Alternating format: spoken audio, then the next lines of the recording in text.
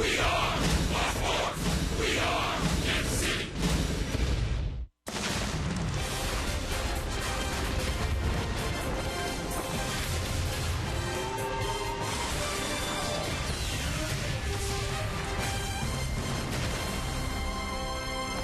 The I-70 showdown continues in St. Louis, perhaps the most significant matchup between these two teams since they met in the '85 World Series. Royals baseball is presented by Academy Sports and Outdoors. Today from Busch Stadium, it's the first-place Royals in the American League Central and the National League Central leading St. Louis Cardinals. Hi, everybody. I'm Steve Physiak. This is Rex Hudler. The Cardinals won Game 1 last night, 4-0. The Royals really stymied, so Ned Yost decided to mix up his lineup. He'll have 8 right-handers going up against Lyons today. I think that's good because Lyons handles the left-handers with no problem, a lifetime 188 average. Righties to the rescue. And Rios, he got bumped from down below that order all the way to the 3 spot, looking for him to drive the bus. Hitting in the first inning will make a difference for him. And it appeared that the Royals offense was beginning to spark in Minnesota, and then Garcia shut them down last night. Yeah, you know what? Good pitching does that. You got to tip your cap and move on. Garcia was electric. His stuff moved all over, kept our offense off balance. Only 5 hits, but 4 of them infield. Look, stay on away from the top of the ball today because the same kind of lefty he's going to pitch. He's a left-hander. He's going to sinker slider, try to get him to swing out of the strike zone. Calm down, offense, and take some pitches. How about Tyler Lyons? He has never won in his home ballpark. Well, they want to keep it that way, but they're going to have to be more selective. At .317 on-base percentage as a team, not that great. Take some more pitches, get on base. If he doesn't give you your pitch, let the next guy do it. Our Academy leaderboard, Fidel Nuno has gone 15 consecutive starts without a win. Lyons is third, 13 now, and the Royals want that to continue. That's right. Well, it's a tough business, Fizz. There's no doubt about that. No sympathy cards will be sent to him because he had some failure there with those 13 starts without a win. Hey, look, see him up, spit on the pitches in the dirt, give Guthrie some run support, and get him. Joel and Monty will talk about Jay Guts when we come back.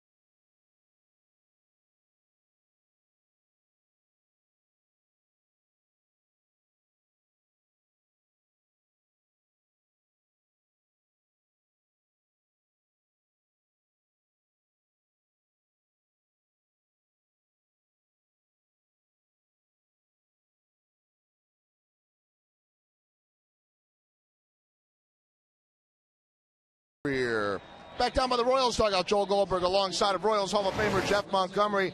And Monty, we have seen in Jeremy Guthrie, other than that one very forgettable start in New York on Memorial Day, a lot of consistency. What has he meant to the Royals? Well, I think 5 of those 6 starts that he's made, Joel, have been very important to this ball club, particularly important to this rotation. Jeremy struggled a little early in the year, but he's kind of put things together and is becoming a leader. You want to have a guy that's going to go out every time and show, especially the young players, what it takes to be successful as a starter in this rotation. Well, our T-Mobile Game Changer takes a look at Jeremy recently because he has really been able to get on a roll after that 11 earned run game against the Yankees, where only made it 1+ innings in that one. And so you see his numbers recently. Okay, you talked about consistency. Why has he been successful? How has he been able to do it? Well, I think the biggest thing he's done, he's really pitched inside well. When he's pitching on the inside part of the plate with this fastball, it opens up the rest of the plate, particularly for his off pitches. Now, his fastball's a little better now than it was early in the year. I think that's been a big key for him. Another key for Guthrie, first pitch strikes. When he throws first pitch strikes, he has a much better chance of getting hitters out. Okay, well, Jeremy is pitching well. He also in recent years has done very well against the National League. And in his career, 2 starts against the Cardinals, both went 6 innings and 2 earned runs. A lot of blue here. First pitch is coming up in just a moment.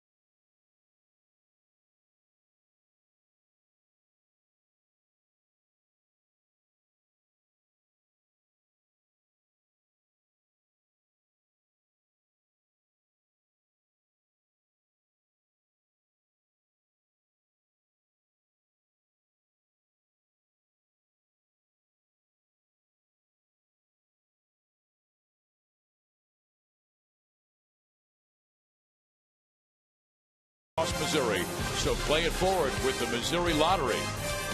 By your Kansas City Chevy dealers. Visit your local Kansas City area Chevy dealers for great prices on all our new 2015 vehicles today. And by Menards. Save big money at Menards on all your home improvement needs. Welcome back to St. Louis, where the Royals are 18-17 all time at Busch Stadium. And here's Ned Yost, State Farm starting lineup. Escobar, CAIN, Rios as he really mixed things up. Morales, Perez, Gordon, Colon, Infante, and Guthrie.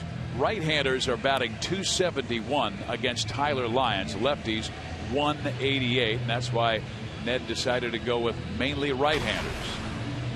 That's right, mix and match. Try to do what you can against this guy. He's not an overpowering guy. Another sinker, slider, changeup guy. Not overpowering, 88 to 90 with his fastball. Going to keep that ball down. Works quick. He's going to try to rush the hitters. Little short arm action. Let's see if they can see him up. This is a guy you want to be selective and patient on. Not a guy you're going to look and jump after that first fastball you see. Be patient. And St. Louis's defense is not as athletic as Kansas City's, but they make the plays when a ground ball comes to them. That's right. That's what that winning breeds. It breeds winners, and you make the plays you're supposed to make. Now they're a little bit short-handed. There's no doubt. Everyone knows that. But look, you can't tell these players that. They all want to go out there and give their best for this sellout crowd today. Believe it. Jerry Davis is the crew chief today. He'll be at second base. Will Little will be calling balls and strikes. Mukasey at first base and Tony Randazzo at third base. Royals lost yesterday 4-0 to Jaime Garcia. Ventura gave up 2 runs in 3 innings, and that ended a streak of 4 straight quality starts by the Royal starters, started by today's starter Jeremy Guthrie last Sunday. And there is Escobar batting .260. He's only hitting .180 his last 2 weeks, and my goodness, Hud, it seems like this entire lineup is due to break out. Perhaps today's the day. Well, that on-base percentage, that's got to improve. He's got to get at least over 300, so even a little more selectivity at the plate would really help him. He likes to swing at first pitches, and most of his teammates do too. But this guy that they're facing today, Lions, he wants you to chase out of the strike zone. Escobar was 0 for 4 in last night's Cardinal victory. He's been good, this guy Lions. His last 3 starts, he has just a 1.93 ERA. So they're counting on him to stay in this rotation. And that was at AAA Memphis, where he pitched in 8 games this year. He delivers ball 1 to Escobar.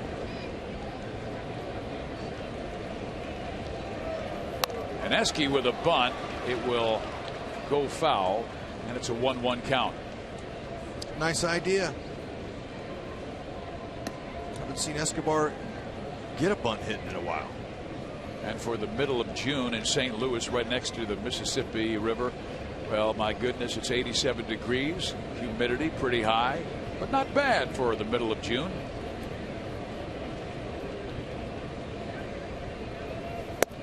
A little bit low.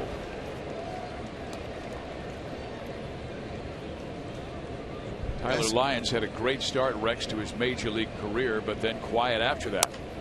A chopper to third. Carpenter plays a quick toss, and he got him. 1 out. Hey, that's exactly what he wants you to do. Just like last night's pitcher Garcia. He's going to work the lower half of the quadrant of the strike zone, and he's going to get a lot of guys to hit the top of that ball and give up ground balls. That's exactly what he wants. So you're going to have to really be patient, see this guy up. And we're hoping to get this game in before the rain shows up. First pitch was at 3:12. I told you the temperature at 87 degrees.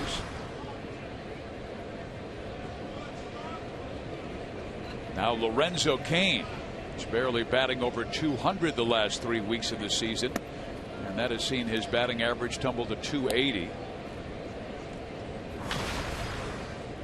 And this is what he does against lefties. He does some damage, hitting .338 this year. That's the best average against lefties on the team.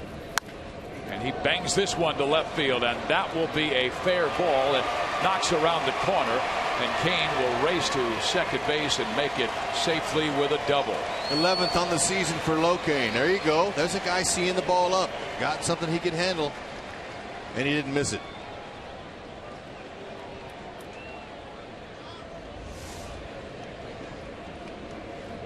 Yeah, that ball's inside, but it was elevated. He's able to lift it.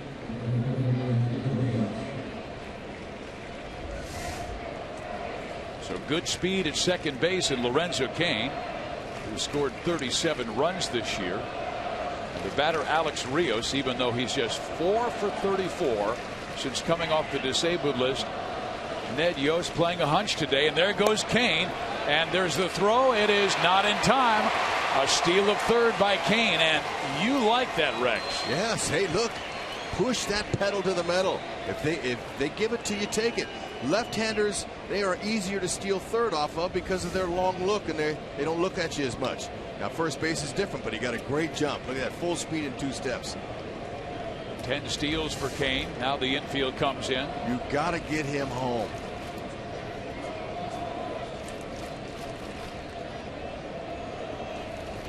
Rios swings and misses at the off-speed pitch. Had a situation in last night's game similar. Hosmer was at the plate, had a chance. The infield was back. All he had to do was make some solid contact, and they would have got on the board. But he wasn't able to come through. You've got to be able to come through against good teams in these situations. Rios takes low and in. He's going to go with that slider when he wants to. A lot like Garcia. And having a lefty pitch before you is really beneficial for Lions. Now he's going to try to go at these guys the same way Garcia did. Rios just does tap it foul as Lyons continues to go with the off-speed stuff to get Rios out with a 1-2 count. This is a great opportunity for Rios to make his manager Ned happy for that promotion to the 3 spot. Come through here, you might see more 3-hole action against lefties. Well, he had really done a great job towards the end of spring training. Felt like the timing was getting there, and then comes out of the gate very well, hitting over 300, hits a home run in his first game as a Royal, and then hit by J.R. Graham of the Minnesota Twins in the left hand, out for 7 weeks, and he said he's been trying to find that timing, get it back. He went.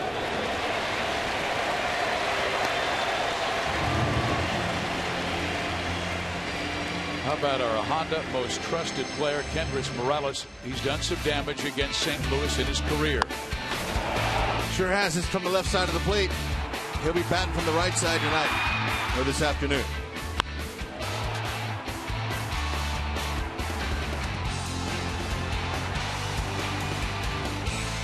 Only 80 at bats from the right side of the plate this year. 300 on the nose even. 1 homer out of his 7. He had that great game against the Cardinals where he drove in all 5 runs of a 5-0 victory with a couple of home runs. Now obviously with 2 out, the infield back.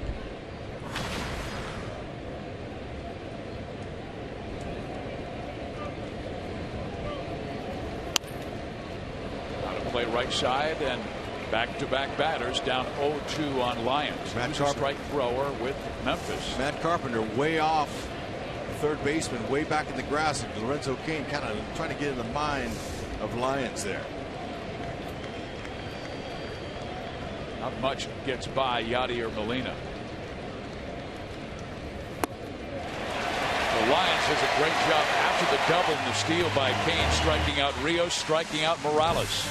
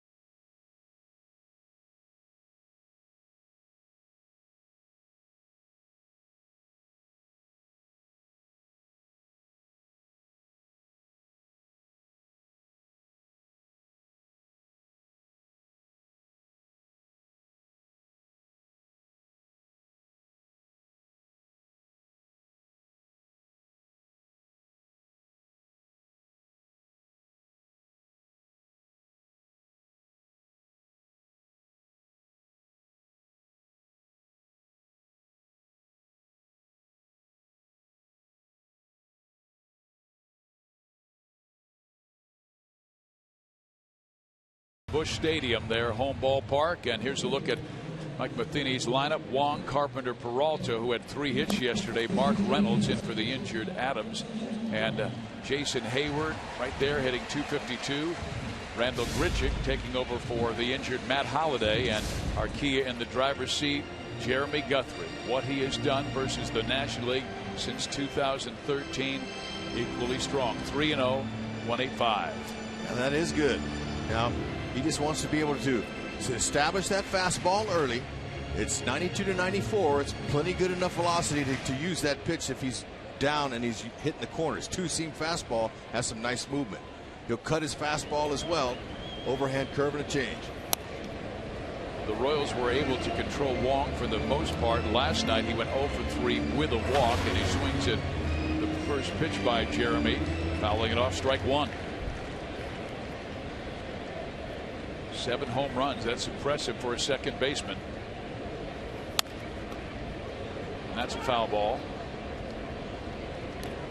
It might take me a little while to catch my breath in between innings. Hall of Famer Red Shandies came stop by the booth to say hello. You know, your old boss. I love Red Dog, man. So I had to go up and give him a hug, ask him how the crappie are biting. He is a big fisherman here in the St. Louis area. They put him on stocked tank full of crappie out there, man. They hook Red up. He gets 15, 16 inches. He tutored a lot of great St. Louis Cardinals. And there's a ground ball that Guthrie will try and get to Camp. But do they have time? No, they don't. It got past Jeremy, so he let Morales take it, and he covered, but Wong too quick down the line. Yeah, but it was a tough play because the ball was placed perfectly. Guthrie missed it, but he made a great adjustment by heading directly back to the base. Okay, he tried to get it. Now he's heads up enough to go to the base and cover. And Morales got him to feed. Guthrie couldn't hang on. Sometimes in baseball, that's how it bounces. You're not going to lose a whole lot with Morales over there at first base. Of course, he's not Eric Hosmer, and no one is. But he's very good, and he's got soft hands, and shouldn't hurt him at all defensively. Now, this is a guy they really want to keep quiet. He was fantastic at the K, going 5 for 10 with a double and a home run, but a little bit rusty lately. Just 2 for his last 22, and 0 for 4. Wong goes in first pitch, and Salvi can't hold on to the baseball, so it's a steal for Colton Wong. 5th bag on the year. Been caught 4 times. Without Holiday, their power guy, you know, they're going to try to manufacture some runs, you know, get on, steal, and play a little National League brand of ball. Steele took him out of the double play situation. St. Louis scored early last night with 2 runs in the second inning off Ventura, and he only lasted 3 innings. Here's the pitch, and a strike at the outside corner. The Royals didn't have a lot available as far as middle relief coming into today, but then Jason Vargas went on the disabled list. Brandon Finnegan called up from the minor league, so he will be the long man. Blanton right now is scheduled to be the Tuesday starter in Milwaukee.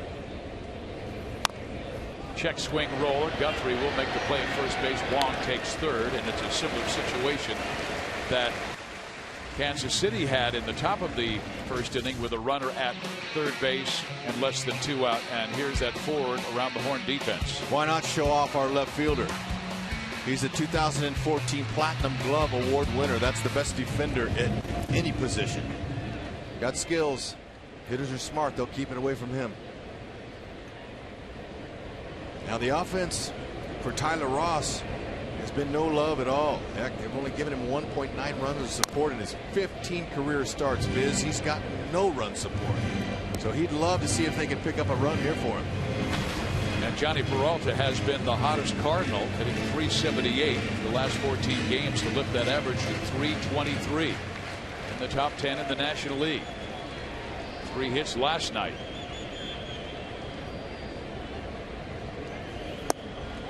Takes it inside. 1 ball, 1 strike. The Royals do not have Hosmer early in this game at first base. It's Kendrys Morales, but Morales with a marvelous arm. We saw him really throw excellent strikes when he was a member of the Angels, and he grew up in Cuba, not only as a position player but also a pitcher.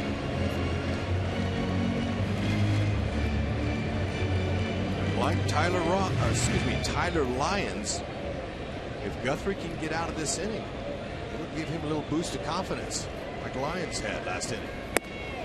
Throws upstairs. That will even the count at 2-2. See what the lefties have done to Jeremy this year to 318, 9 homers. Righties, not so much. And then he bounces that in the dirt, so the count will be full on Peralta. Peralta's been one of their hottest hitters, so Jeremy's being very careful here.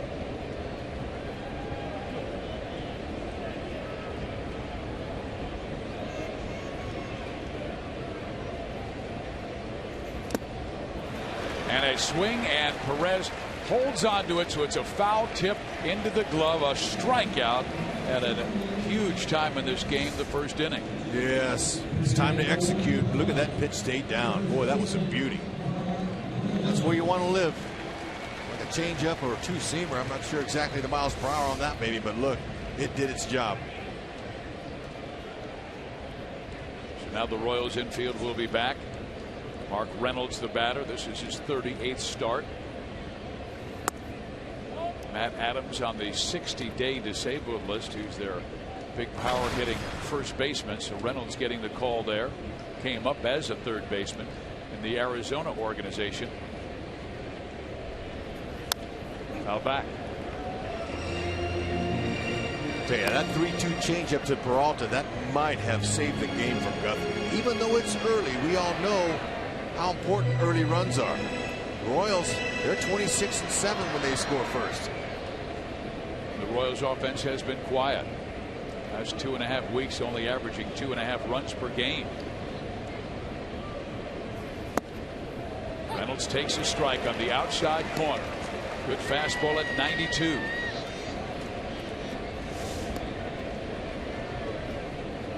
Boy, so far Guthrie using that lower part of the strike zone just like Tyler Lyons.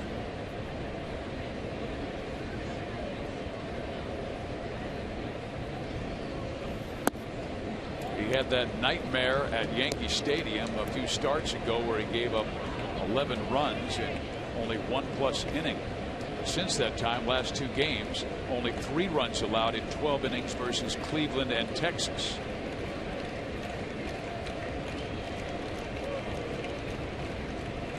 Jeremy, he was hopeful we didn't bring up the New York start. Fizz, by the way, I forgot to tell you. It's that line of demarcation. Well, look, there's a one stinker in every start once in a while. Now, Good swing on that fastball up. The Royals are 26-7 when they score first, and the Cardinals are 28-5 when they score first. Now, that doesn't tell the overall story, but those are pretty heavy numbers when the team gets on the board. Strike this guy out too. How about that same changeup? Oh, how about that? Beauty. Back-to-back strikeouts of Peralta and Mark Reynolds, and Guthrie gets it done in the first. Ooh, we got a little pitching duel going here. That changeup was perfect. Jay Guts. Wait a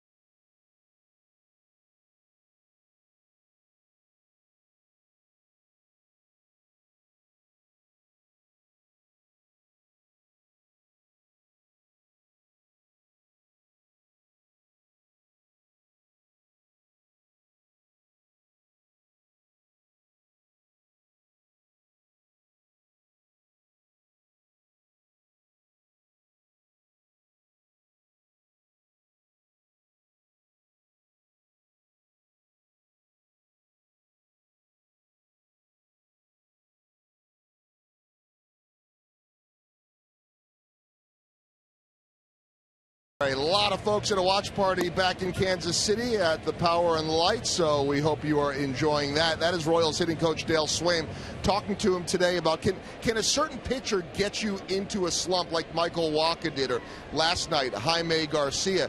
And he said, well, first off, in the case of Jaime Garcia, and he faced him many times as a manager and coach with the Cubs and the Brewers, he said that is the absolute best I have ever seen him. Said he might have made 10 pitches all night that were hittable, or that you could have done any damage. So not a lot of opportunities with that, guys. But I thought he had a really interesting point. He said, look at our big offensive night on Wednesday. Ground ball pitcher Kyle Gibson, 2 balls happened to get through in the first inning, a mistake changeup, and suddenly it's 3 runs. He said the pitching is so good in this game right now that you have to be able to feast on mistakes. They don't happen very often. They didn't happen at all, Hud, last night. No, but look, we saw the Royals beat some really good number ones in the first couple of months of the season. They're capable of doing it, but they're just going to have to be a little bit more selective. And Joel, how about this? 5 shutouts in Major League Baseball last night, and 10 games where teams scored 3 runs or less. I mean, that's the way pitching is going right now in the game. And so whether it's trying to manufacture, which we saw in the first inning with the Royals, and Salvi's going to go down on a strikeout there, but they couldn't deliver. You know, they get CAIN on. That was big, Hud, with the double, and try to steal, but they couldn't end up doing anything with it. But you're seeing it, Viz is right, across the board over and over again. Well, you know, sometimes if you have the ability, your offense needs to start pushing some bunts down, try some hit and runs. Sometimes you got to be creative to get runs. And go ahead and take some walks. That's exactly right. Salvi took the best pitch. It was the first pitch down the middle, and then automatically he's swinging at the next 2. Well, here's a guy who has been patient, Alex Gordon, a 38 on-base percentage the last 3 weeks. He is 4 for 11 on this trip and had that big home run in the first inning in Minnesota when the Royals won that finale 7-2. Upstairs is Tyler Lyons, and I'm sure he was charting the Royals last night when Garcia was executing so brilliantly. Yeah, I told you that's an advantage for him. He got to go home last night and do some visualization, going to sleep, saying, all right, I'm going to make this pitch here. I mean, really, that happens the night before. A lot of that work is done in your mind. Alex, the only left-hander in Ned's lineup. Lefty's hitting just 188 off Lyons in his career, and that's why KC has 8 right-handers in the lineup.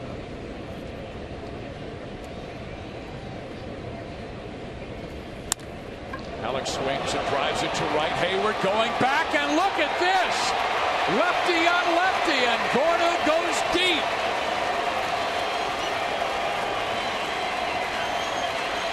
Oh, yeah.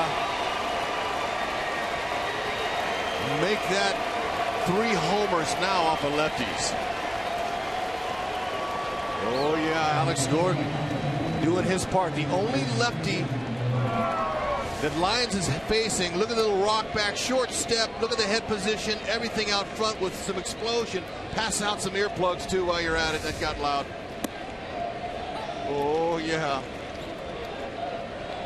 How do those folks in the Power and Light District like that shot from the Gordinator? Now Christian Colon, and he swings and misses and is down in the count 0-2. I thought it was interesting against Kyle Gibson. He said, I had the changeup in the back of my mind against Gibson when he hit the 3-run home run, and I wonder if he had that pitch in the back of his mind facing Tyler Lyons. Alex Gordon. Nobody might have picked the only lefty to drive that bus, but that's his 21st career interleague home run. Most by any Royal.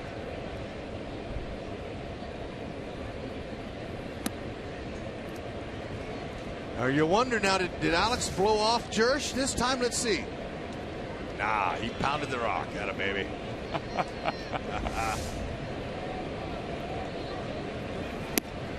Colon works a full count after being down 0-2. Gordon with a home run to right that went 411 feet. And in the 3-run home run in Minnesota, he went to act like he was going to brush his hair back when Mike Jersley, the third base coach, offered his congratulations. They go back and forth. They have such a good time with each other. And of course, Alex played for Mike Jersley when he was the skipper for the Omaha Storm Chasers. This is baseball every day, Fizz. You gotta have some fun out there. You gotta be able to enjoy the moment. Look at that. There's a walk. How about that? And in his limited at bats, Christian Colon now has 7 walks this year and hasn't been up that often. That's 3 more than Salvi.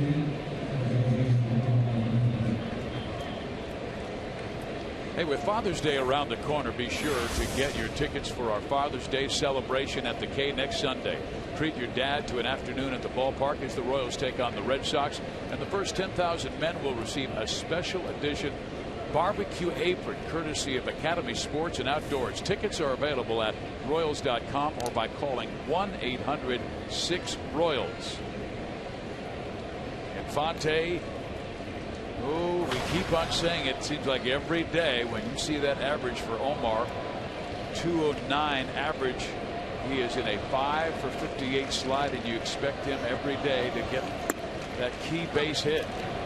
You know, you can hear some Royals chants out there in this crowd here at Busch. Beautiful day. Infante, though, Fizz, he's a veteran guy. He's smart enough to know he can get out of this. He's got to shorten up that swing.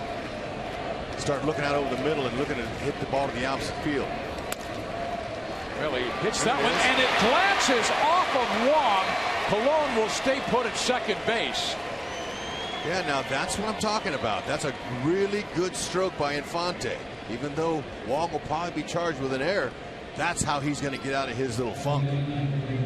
See the ball longer when you go to the opposite field. Tendencies to jump out at the ball, try to pull everything. That's a short swing, and he's got to have that. And he'll be charged with an error. His 9th of the season, and that looked like it was going to be a routine 4-6-3 double play, but a bad hop as the ball jumped up to the midsection of Wong. Now Guthrie is bunting, and he bunts through strike 1. I know these guys don't get a lot of chances to bunt, but you can't bunt with the ball, with the bat in back of you. You got to get it out in front so you can see it. Got to bend those knees a little bit.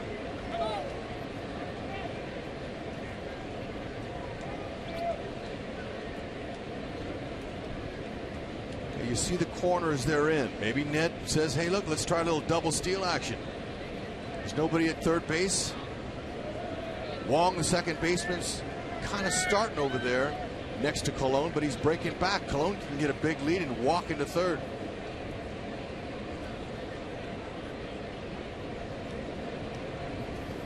Better. Guthrie gets it down. Nicely done. Colon to third. Infante to second. Okay, much better. Guthrie was able to get the bat head out a little further. He saw that one and he deadened it nicely.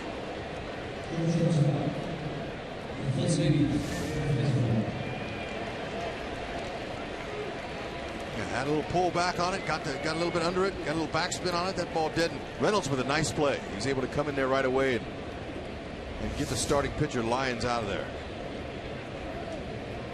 Time to capitalize now with 2 outs. See if they can pull that magic together. They've been good all year with 2 outs. And you have one of the Royals' better clutch hitters at the plate in Alcides Escobar, hitting over 300 with runners in scoring position this year. And 16 of his 18 RBIs have come on the road this year. Grounded out to third his first time up. This is the kind of pitcher that you want to either move up towards the pitcher in the box or move up towards the plate. I call it belly up. Why? So you can, everything looks better. If you're going to be an aggressive hitter, might as well move right up on top of that plate. Then everything looks hittable. And look to pull him. Don't look to go to the other way. But you got to see him up first. You got to spit on that ball that starts at the waist. Pick up his release point. It's going to be down. Anything that starts around the letters is going to be hittable. Escobar down in the count, 1-2. Good slider, good spot. He's going to try to keep it there.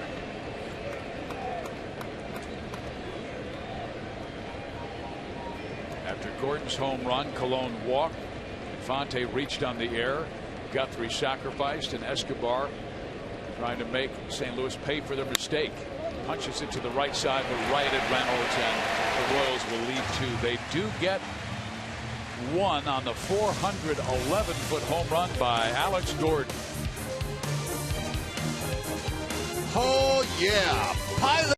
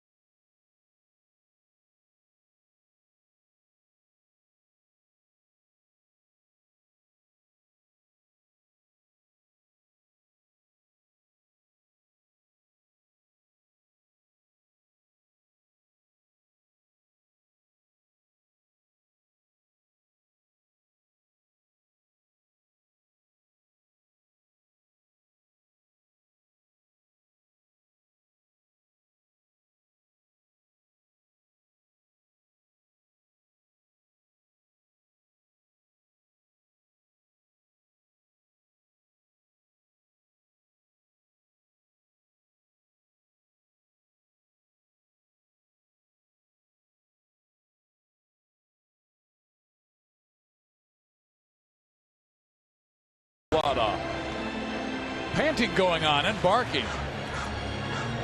Well, our Toyota League leaders, the Royals lost badly Game 1 in New York since that time. A 3.06 team ERA, and opponents batting just .229. That's the lowest in the American League. Yeah, Guthrie, he showed what he can do that last half inning. Rexy is not a strikeout pitcher. As a matter of fact, his last start against the Texas Rangers was the first start where he struck out more than 3 in one game. He struck out 5. But to get back-to-back strikeouts, there was a shot up the middle by Yadier Molina. So the leadoff man on for the second straight inning. He's got the stuff to do that, though, if he's located. And so far, he's on. Just a reminder as you enjoy a cold one to look forward to Miller Time later in today's game. Brought to you by Miller Lite. Something tells me there's a lot of cold ones going on at the Power and Light District there in Kansas City. Oh yeah, Alex, he brought several of them off their feet, I'm sure.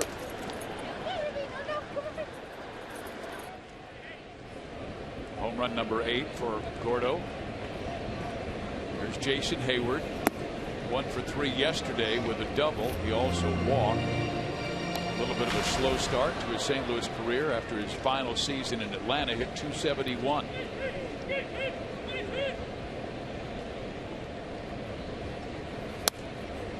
That time Hayward looked like he was going to left field, and Colon way off the line at third. And now with a strike on Hayward, Christian will move to the second base side. More comfortable for him, with the Royals putting 3 infielders right, 1 Escobar left. And he waves at a fastball up. 2-2. Now he's guessing there, and it wasn't the right guess. Hayward, he's grounded into 8 double plays this year. That's ties for the team lead of the Cardinals. To left field. Gordon racing, but that will be well beyond his reach. He'll try it again at 2-2. Guthrie's good at using that defense. He's induced 3 ground ball double plays so far this season. You would think he would get more because he does have a good 2-seamer. Well, I can tell you, he sees that hole over there on that left side, that whole side of the infield. And And Guthrie keeps throwing him out there. He's going to take a shot out there. 3-2.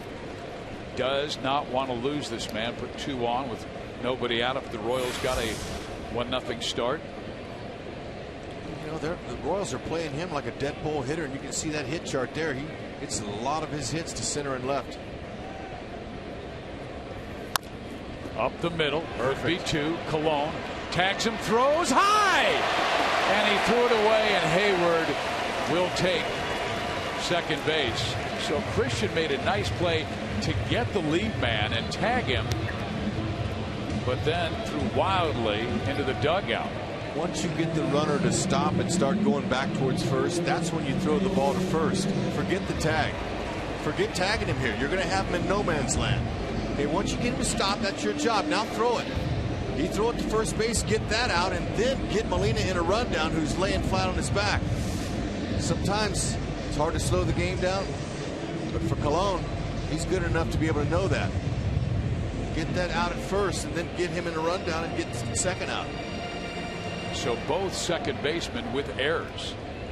Wongs did not hurt his team in the second inning as Lyons was able to work out of it. So Cologne, who had moved over to the second base side of second base, operating almost as the second baseman. Now he goes back over to third base. And therefore Mike Moustakas. The Royals have 2 weapons on the bench in case they want to double switch later. They have lefties Moustakas and Hosmer available. They have that lead late. Randall Grichuk had a good game yesterday, 2 for 4, including a triple that was helped by a misplay by the Royals in the outfield. Grichuk, a 182 hitter with a runner in scoring position.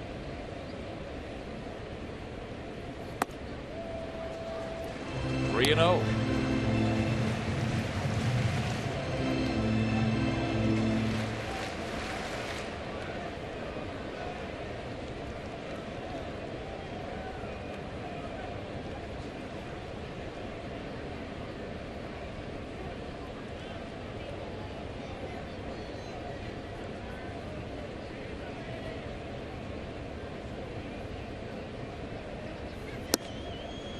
Three and 1.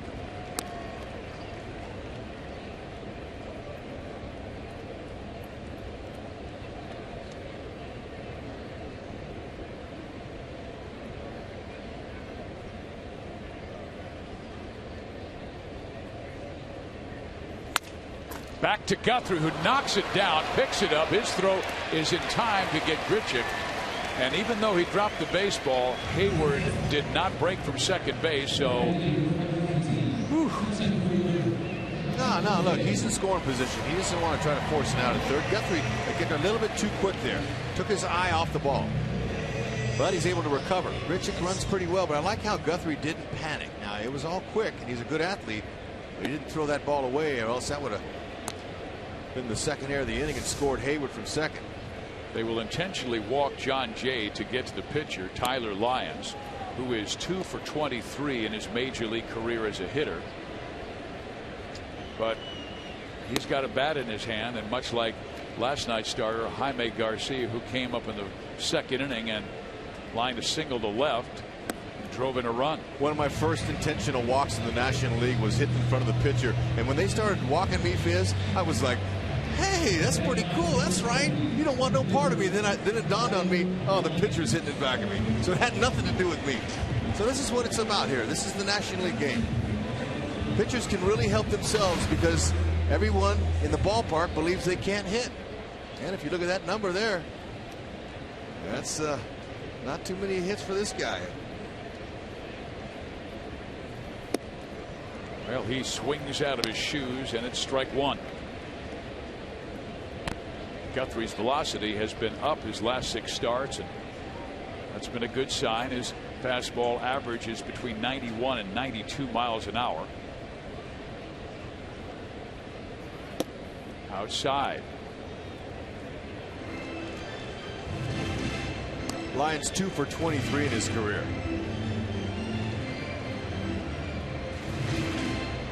One sacrifice.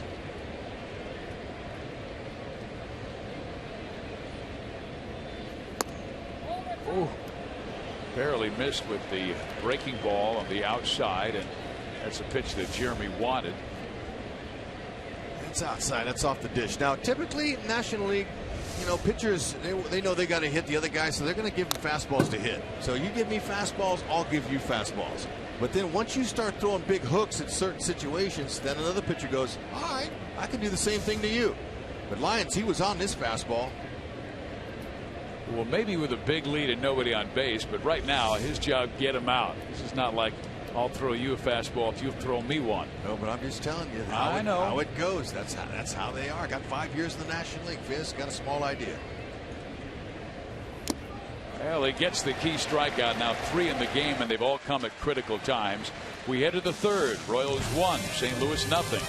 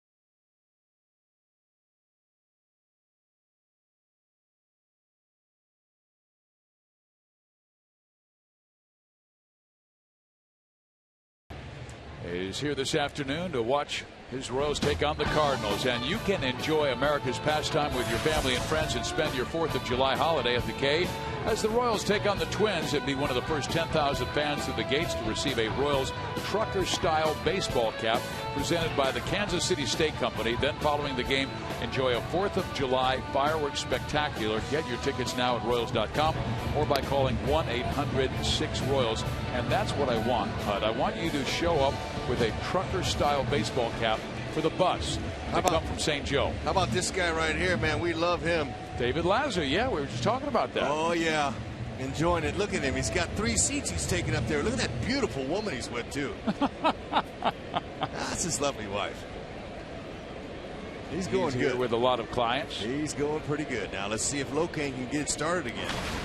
He had a double and a stolen base, was at third base with only 1 out, but Rios and Morales both struck out facing Tyler Lyons.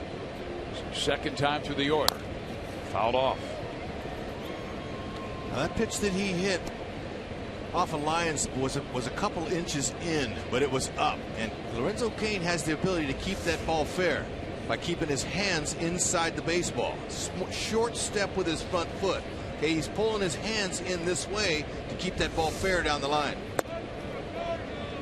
We saw Minnesota, particularly Kyle Gibson, pound him in with sinkers. He was peppering the third base line. Foul.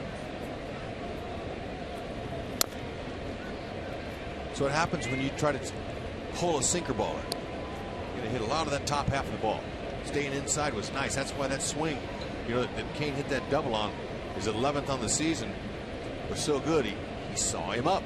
Get him up. There's the off speed, and he strikes out Lorenzo. So now 4 strikeouts of the afternoon for Tyler Lyons. 2 of those have been on the changeup.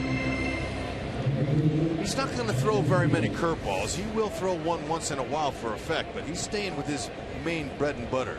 3 pitches. Good slider there. Then he's going to go to his changeup, sinking fastball. He had a brilliant start to his major league career. As a matter of fact, the first starting pitcher in major league history to throw 7+ innings in his first 2 career starts, allowing 1 run or less, 4 hits or less, and 1 walk or less. And he did that first against San Diego and then at Kansas City. And his best start perhaps of his career was at the K back on May 28th, 2013. Allowed just 2 hits in 7 innings and 1 run. A strike on the outside corner, and Rios will debate it with Will Little, excuse me.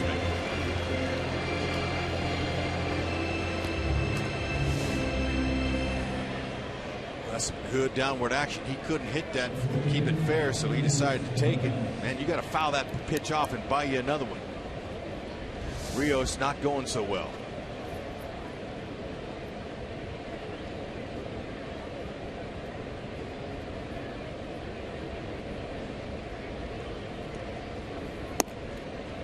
A strike to Morales. Okay, a lot of Royals taking first pitch strikes tonight, and that's one of the reasons that they've been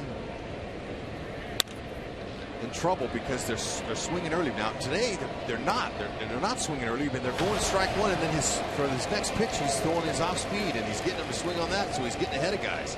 Much like Garcia did, constantly getting ahead 0-1, 0-2, and Morales down in the count.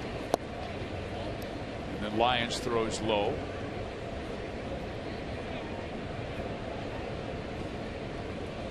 Royals left a runner stranded at third base in the first, and at second and third in the second. That is pumped to right center field, but Hayward is there to pull it down, and it's a 1-2-3 third inning for Lyons.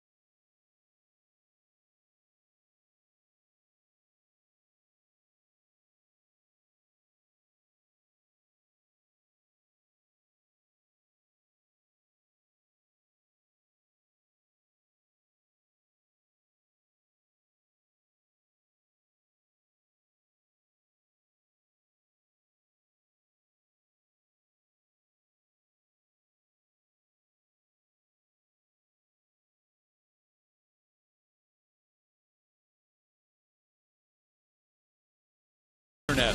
The Uverse revolves around you. Call 1-800-PIC-ATT. Buy Panera Bread. Avoid the lines. Order online with rapid pickup at delivery.panera.com. And by your Midwest Ford dealers. Visit us at your MidwestFordDealers.com.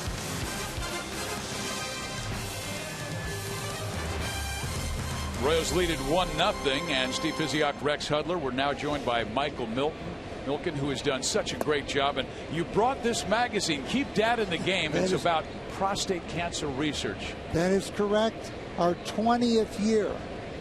And it's couldn't be better being here in the ballpark and with two young guys. Well, Michael, I'm going to start with a basic question. What is the Prostate Cancer Foundation? Tell me what it's all about. Well, it was founded in '93, and we started the Home Run Challenge in '95. It is the #1 awareness program for men in America. And the month after this program, the most men get checked. It's a simple blood test. Gives you an early warning system for prostate cancer. And with 1 in 7 men being diagnosed, one of the keys here is to try to get men to get that simple blood test, no different than getting your cholesterol checked. And I'm happy to tell you, after 20 years and the support of Major League Baseball, Fox, the Kansas City Royals, the death rate has fallen by more than 50% from projected levels. Wow. Yeah, I was reading about the history of it today, and it was at 40,000, I believe, and you, with your help, it's already gone down to 30,000. Well, 27, and they were projecting, because of the aging population, that would be at 60,000 per year today. That ball stroked well, and it'll be past Alex Rios, and Colton Wong off to the races. Will not stop at second. He's going to third. Will make it with a triple. Second of the year for him. Split the gap perfectly.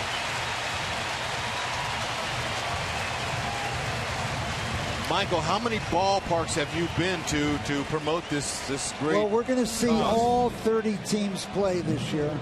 I've been to all ballparks, but this is my 22nd city in 16 days. Wow. So obviously we get to see a couple double hitters. You can see here there's some blue smattering in this sea of red here in St. Louis. Royals lead 1-0 on an Alex Gordon home run. Now they'll bring that infield in with Matt Carpenter at the plate. Carpenter 0 for 5 in this series. And you can see a lot of cheering on that home run by the Royals. So they have got some Kansas City fans in the audience today. And one of the things about this area, there's a lot of great medical research that goes on. And the world of cancer has really changed, with 15 million Americans alive today living normal lives who've had cancer. And some of those changes are something called precision medicine, where we've identified now 28 different types of prostate cancer. And so you're going to get treated for the kind you have, not just the general disease. And some of those you don't even need treatment for. Carpenter with a rip to right field, and that ball will get down. Wong will score the tying run. The throw is to second base, and Carpenter will make it. No, he is thrown out.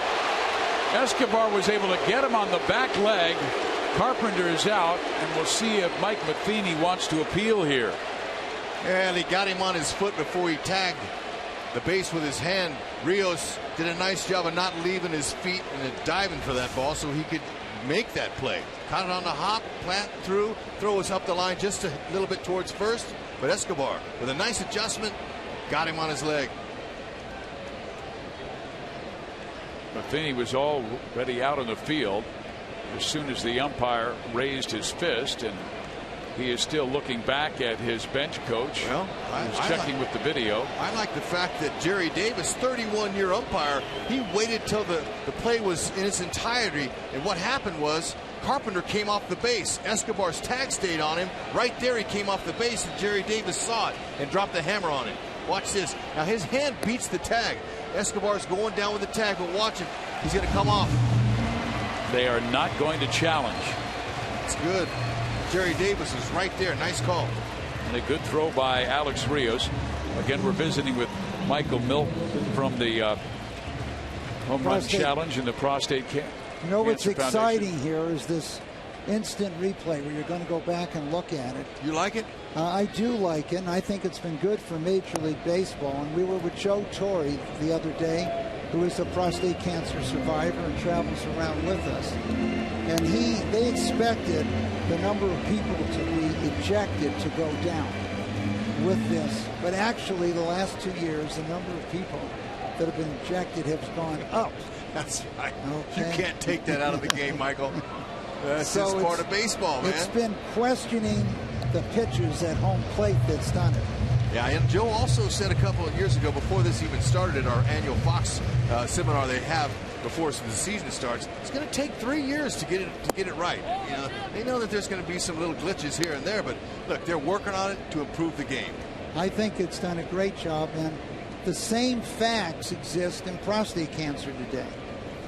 When we first tried to sequence the human genome, it took 13 years and cost $3.8 billion. Now it takes 1 hour and costs $1,000. So when you are diagnosed with cancer, you can get actually diagnosed on your human genome and the cancer's genome. And so you're not being treated for prostate cancer, you're being treated for your cancer. You're not being treated for a general breast cancer, you're being treated for your breast cancer. And this move to precision medicine is going to substantially improve the outcome, not just for all Americans, but for everybody around the world. And today, based on what they had projected around the world, deaths from prostate cancer, there's 1 million more men alive today than they thought would be due to prostate cancer. Johnny Peralta will fly out to center field, so that's 2 out now in the 3rd inning. And Michael, you know this because of personal experience. You suffered cancer some 18 years ago, and or 20 years ago, and you were given just 18 months to live. That is correct, and I think it's not just me, it's Joe Torre or Dusty Baker and others. We're examples to all men today that you can live a normal life. And my cancer had spread through my body, and with modern treatments today, it's been put into suspended animation for 22 years.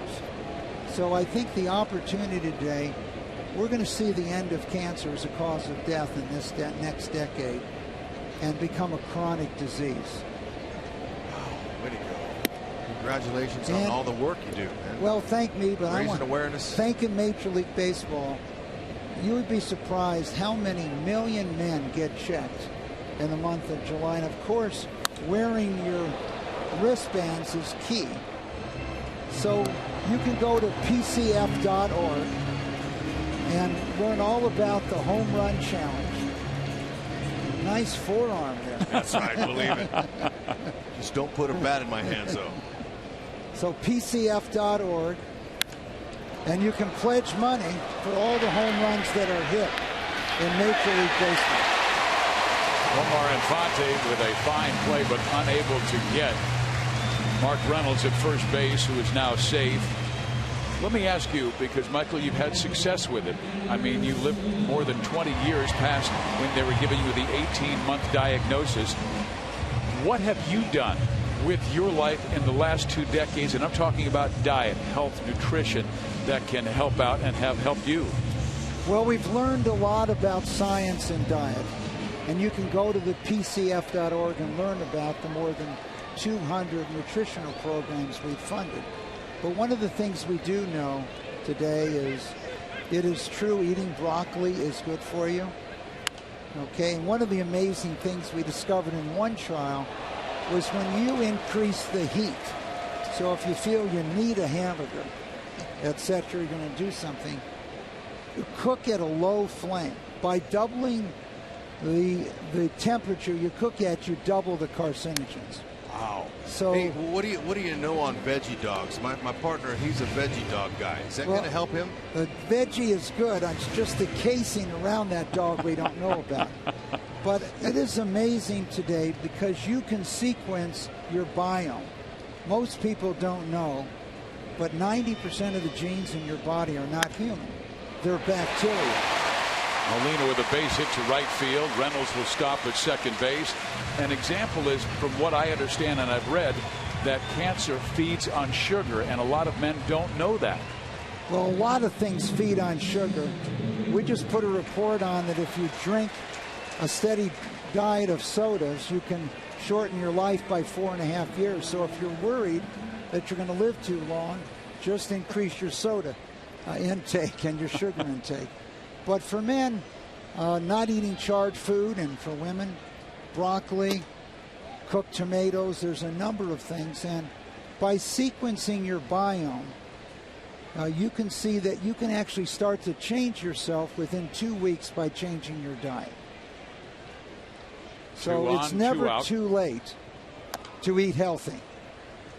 And when you think about all the healthcare costs in America, 70% of them are related to lifestyle. Now, do you think the two of you are the broadcasters that are in the best shape of any broadcasters in America as a team here? Oh, I'm not that high on myself, but I am very high on my partner, Fizz. Fizz is a yoga master, and he likes to condition himself and eat properly, and he teaches me too. Michael, all I can say is broccoli and kale are both ingredients of a veggie dog. But Michael, if I get the okay, I'll go next door and I'll whoop up on Al Rabowski, though, if you want me to do that. I'll take Al down. Yeah. Hayward with a grounder up the middle, and this will give St. Louis the lead as Reynolds scores from second base.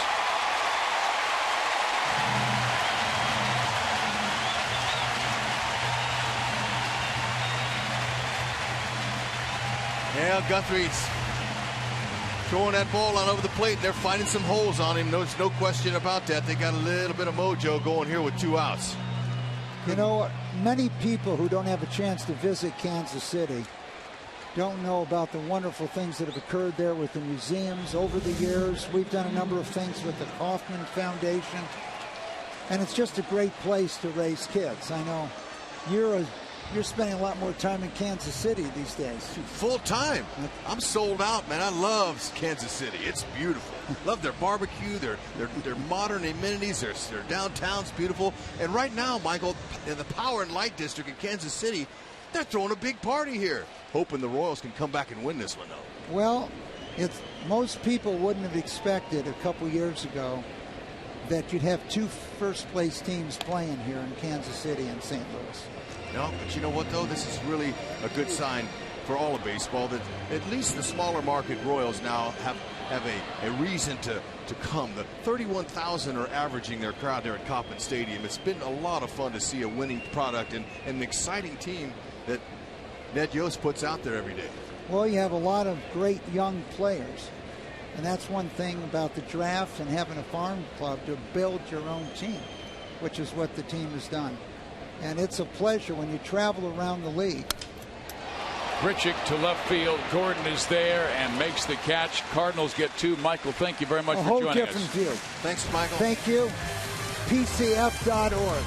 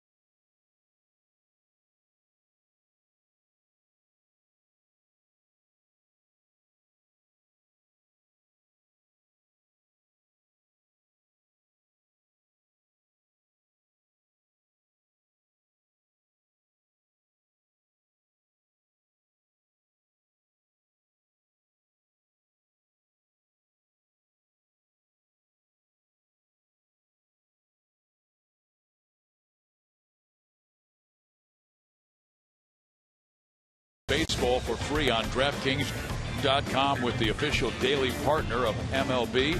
Enter promo code BeRoyal for free entry. And Lorenzo Cain 1 for 2 with a double today. Tyler Lyons has given up 1 run. That came in the 2nd inning on Gordon's home run. And Verlander today making his first start. 3 innings, 1 hit, no runs against Cleveland. Pelfrey has been lit up a little bit. 3 runs in 3 innings. And the Royals lead the Twins by 2 games in the American League Central. Now Salvador Perez, Alex Gordon, and Christian Colon before the pitcher spot.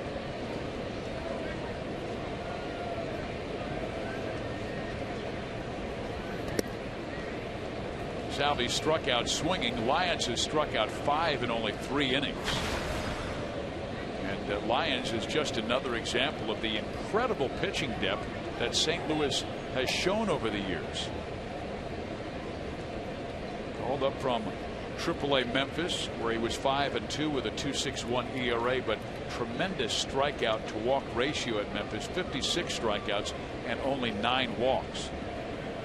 Walked 1 today with 5 Ks.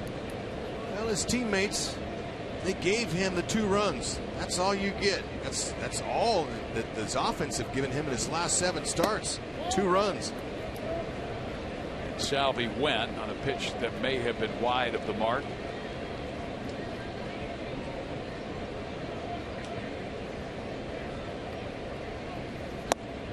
A strike on the inside corner. Apparently they did not call the previous pitch a strike, so it's 3-1. And now Salvi bangs it high and deep down the left field line, and that ball is indeed a home run.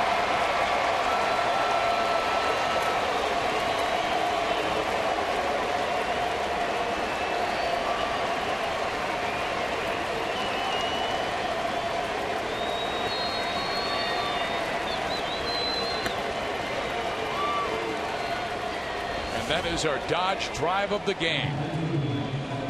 Ball stayed out. Now Salvi was fooled a little bit. It looks like it was an off-speed pitch, maybe a changeup, but Salvi wasn't sure it was going to stay fair, but it had the height, and he was able to talk it fair.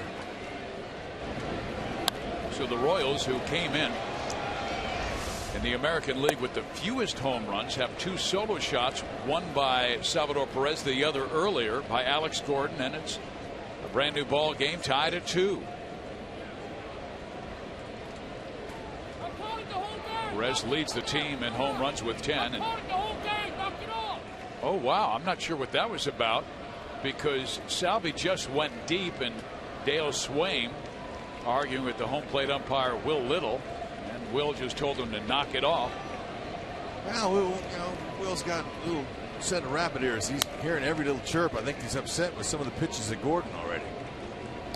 I think it was the first pitch to Alex Gordon that he was not happy with. Will Little, he's just in his 2nd year in the big leagues as a manager now. This is the pitch here that he thought was down and away, and it was. And so sometimes when you hear chirping from the other side and you know you missed, it hits a nerve. So Will Little, he shot back. That will get out of play.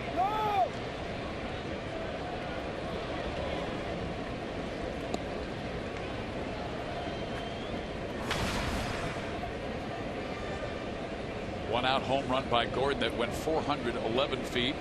Now one by Perez that goes 359.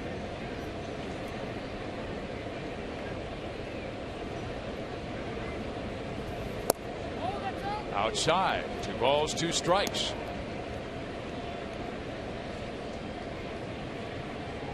Gordon has had great numbers in his past against this St. Louis ball club. He hits that one to the right side, and Mark Reynolds, who will win the race to the bag, and there's 1 out.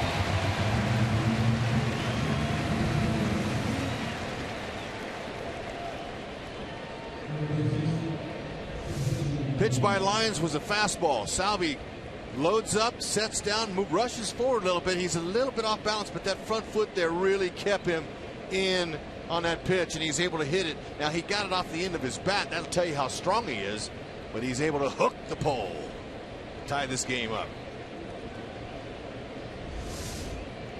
He hit 17 last year, has 10 already this year, and here is Colon. Christian walked his first time up. Royals would take that. Colon looking for his first major league home run. He hit 37 in the minor leagues. Are you calling a shot from him? Why not? Yeah. Eventually, why just got to run into one. 112 at bats coming into this game in his career. No home runs yet.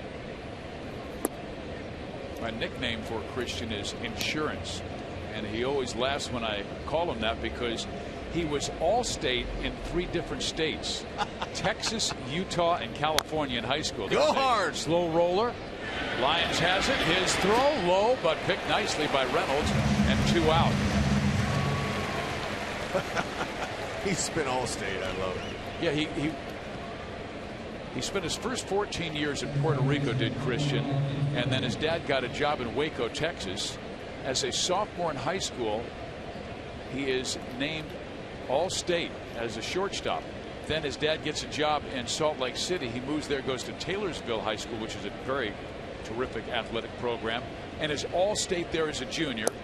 Then moves to Southern California, goes to Canyon High School, All-State there. No way. So All-State in 3 different states. Oh, you're the best. Ground ball third. Carpenter has it. Infante is out. Salvi, though, goes deep. And the Royals have tied it at 2 with St. Louis.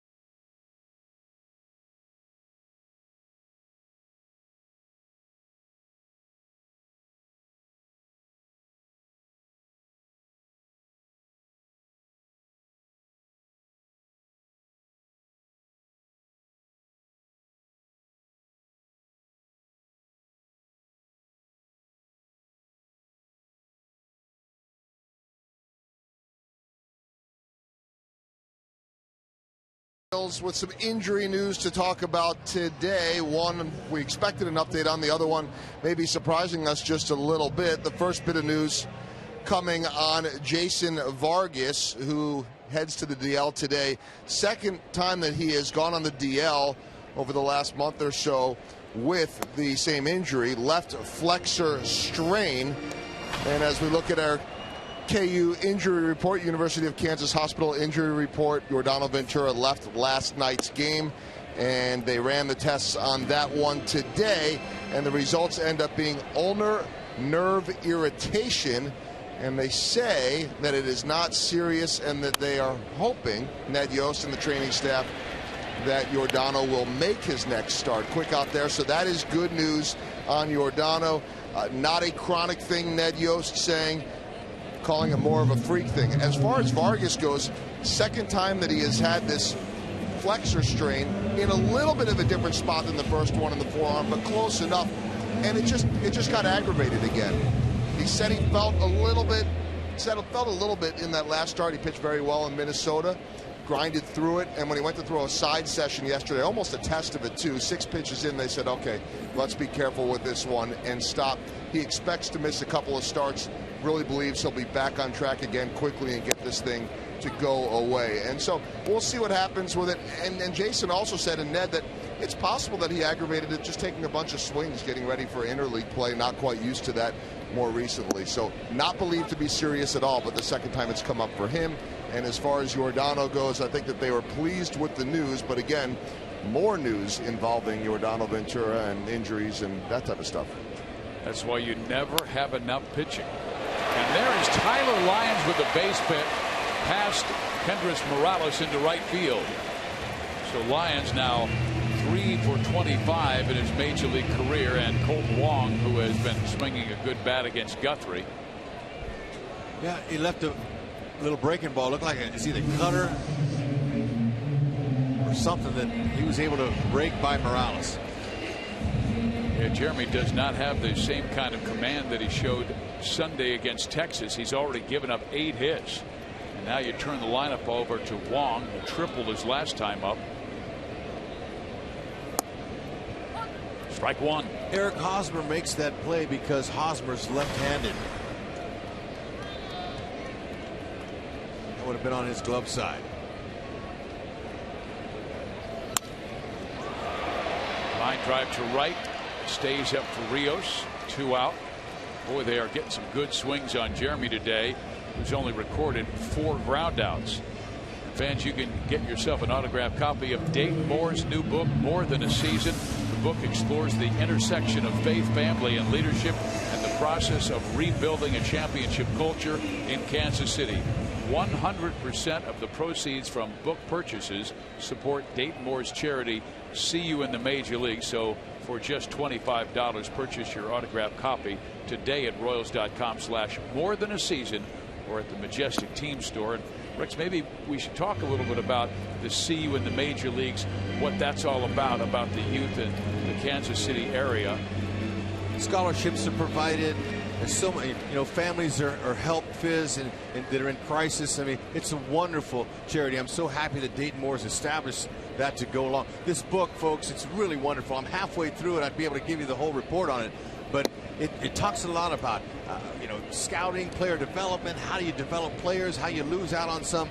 Father's Day's coming up in a week. You got all week. Order one now, folks, and you give it to your dad or your son even. Heck, they'll like it. Again, that's Royals.com/morethanAseason or at the Majestic Team Store. But whenever we get traded in life, or we change jobs, or you relocate your family, I mean, this is a book that's good for the wives too, because Dayton, he considered his wife before anything else, and his faith. He really does it the right way. He's a man of really good character, and it's fun to listen to it and read the stories about a guy who bases his decisions on his heart and not what everyone else tells you to do. And that's why I thought the key to the Royals' success in recent years has been his discipline, not to waver from his plan. That's popped up. Colon in foul territory will get there, and Guthrie gets out of the 4th inning. To the 5th we go. Tied at 2.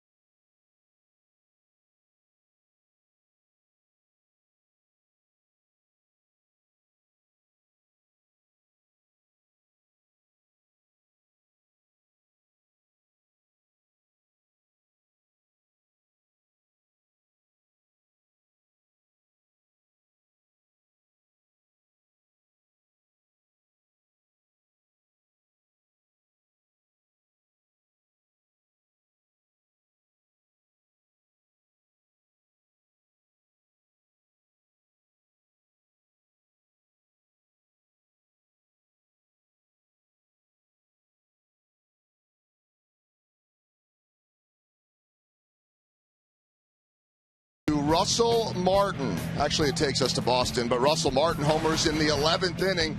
That's the difference. And the Blue Jays have won 10 in a row. And Russell Martin has double-digit homers as a catcher 4 straight years. So has Salvador Perez. How about a happy 100th birthday to Agatha Berkland? Watches the Royals every single night, and she looks absolutely beautiful.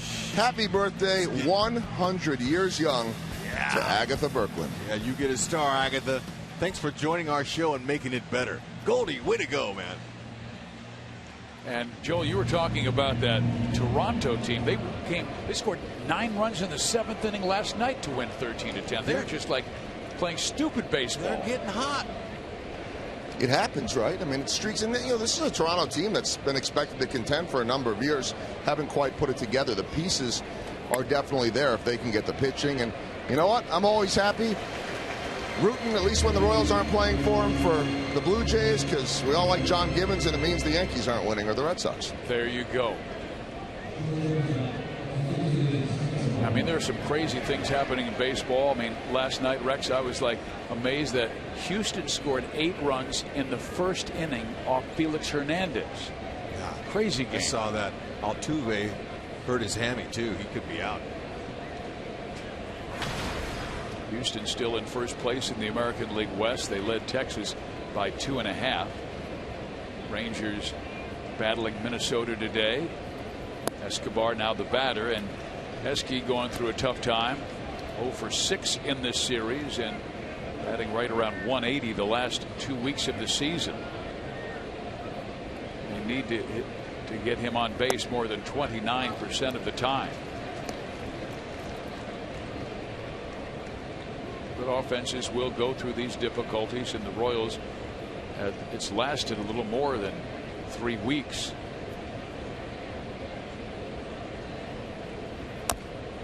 Yeah, too long. Can't wait to see them get back to what they were in April. At least you hope they have that in them still, as they attack the whole world of baseball early. And they went ahead and they banked a few wins early. They got some wins, and so that kind of helped them during this little downtime when they lost some games. And I'm hoping they can at least get back in this opportunity to win a series here by winning today. Yeah, just as an example, they're only 6-10 their last 16 games, averaging 2.5 runs per game. In April, they were ridiculous, hitting .306, averaging 5.5 runs per game, but batting right around .245 since. Fouled off.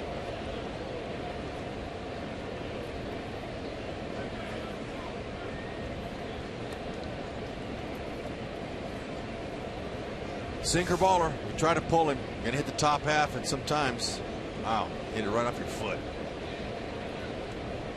Ouch.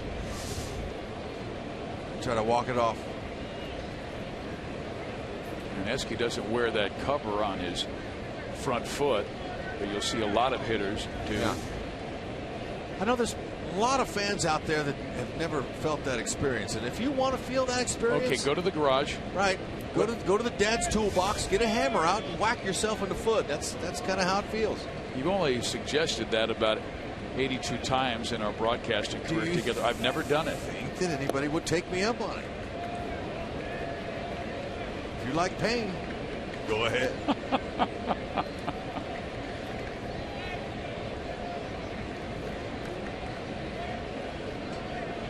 If you like pain.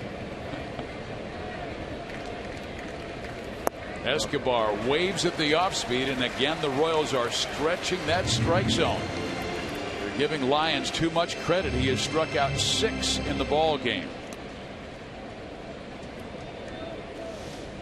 Fans, you can enjoy one-of-a-kind experiences at the K with our Royals Memories program. A variety of on-field opportunities are available for purchase each game exclusively through the MLB.com ballpark app.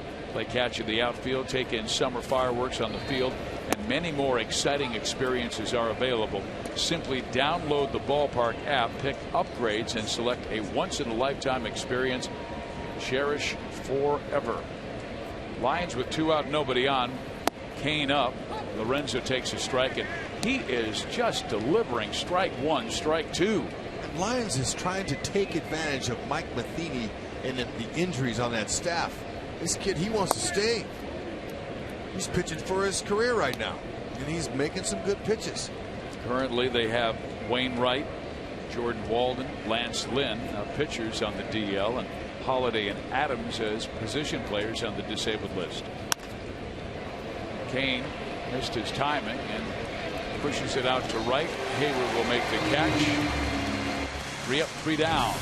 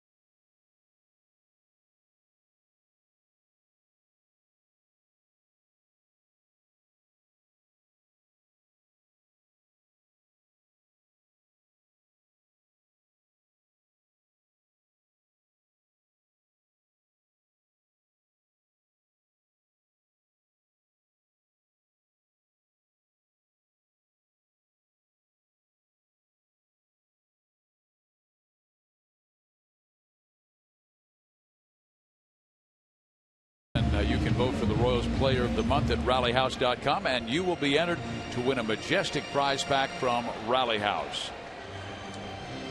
We have 2 of the best teams in baseball, and the Royals have 7 players leading in the All-Star voting for the American League All-Star team, and the game that will be played in Cincinnati in July. Gordon, Kane, and Trout are the leaders in the outfield. That ball pumped foul. Guthrie's pitch total already at 83, and he's just starting the bottom of the 5th inning. He has scattered 8 hits for the most part, but has not had 1 easy inning. Hey, he's doing exactly what Ned Yost wants him to do. Keep his team in the game. Ball comes down, he's out. And Kane makes the catch in deep center field, but they're getting some very good swings on Guthrie. Half defense will travel him. There's as good as there is out there, and Guthrie knows it. He's battling, he's keeping his team right where they wants them to be, and waiting for a little bit of offense. That's all he can do. Keep the ball down. And now a guy you don't want to make a mistake with, Mark Reynolds. 227 home runs in his career. In the last 7 years, he's had at least 20 home runs in each of those seasons.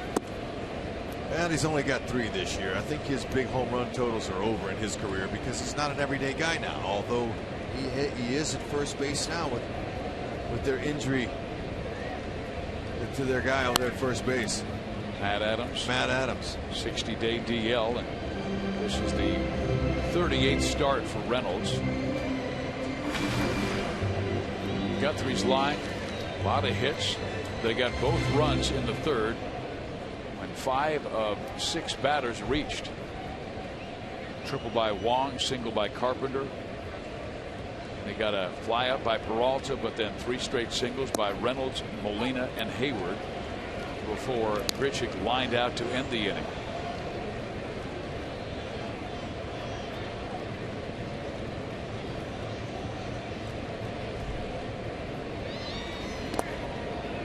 Reynolds takes, count evens, 2-2.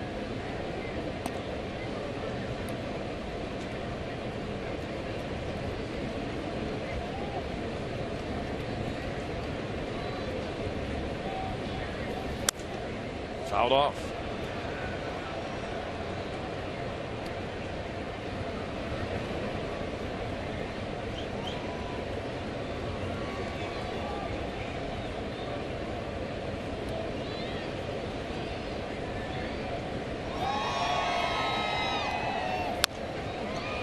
Again fouled back, and he continues to battle with Mark Reynolds. 2 balls, 2 strikes.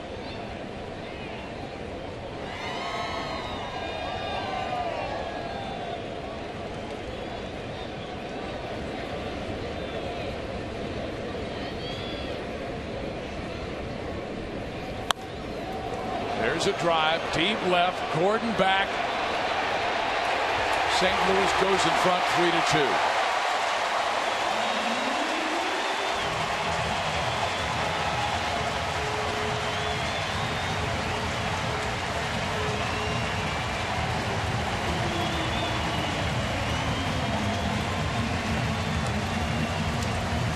Guthrie's done such a great job against righties this year, keeping them in the yard. He hung it, got up underneath, and Reynolds was able to get some backspin on it. He had an idea. He's hit so many of them, like you said. Just over the fence, about the 5th row. Yeah, he doesn't seem to have the same sharpness on his breaking ball that he showed against the Texas Rangers. Quite frankly, he deserved much better than he got in that game with Texas. Left with a 3-0 lead. But Herrera did not pitch that well, and Texas tied it up before Perez's 8th inning home run won it. Molina is 2 for 2. Alone will take care of this one.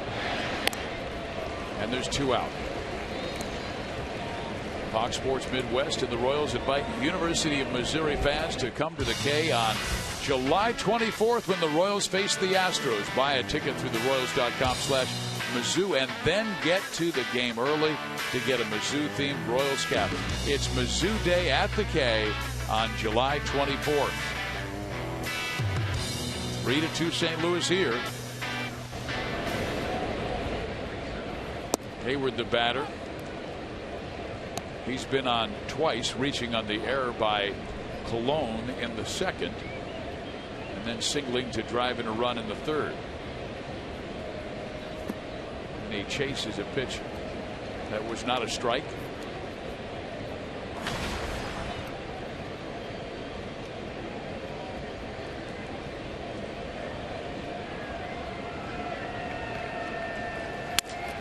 And then bangs one to right center field.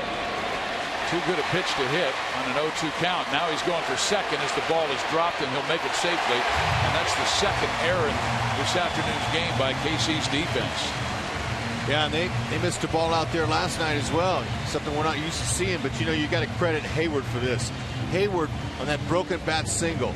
He knew it was a jam shot. He takes off right out of the box. Watch him. He's thinking 2 all the way here. He's going to hit first base at full speed. And that's all he was waiting to do. Waiting for any kind of a miscue there. And he's going to make the outfielder stop him, and he didn't.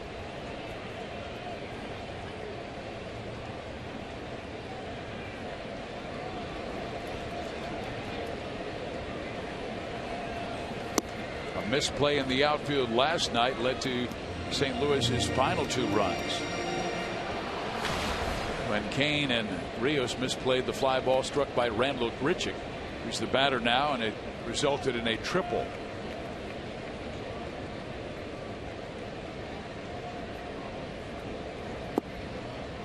Down low.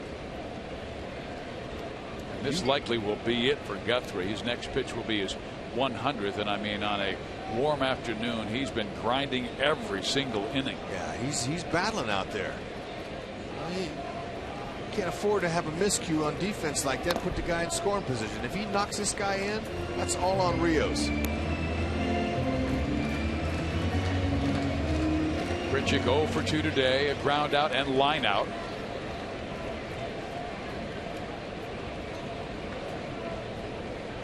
Royals bullpen is busy. Low.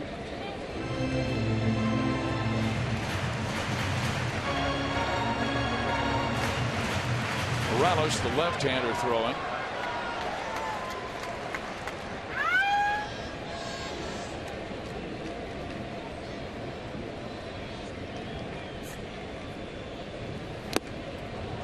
And a good pitch there by Jeremy Guthrie. A foul tip into the glove. He gets the strikeout. We'll come back and visit with the mad Hungarian, Al Roboski. Terrific Royals pitcher back in the day. He don't scare me none.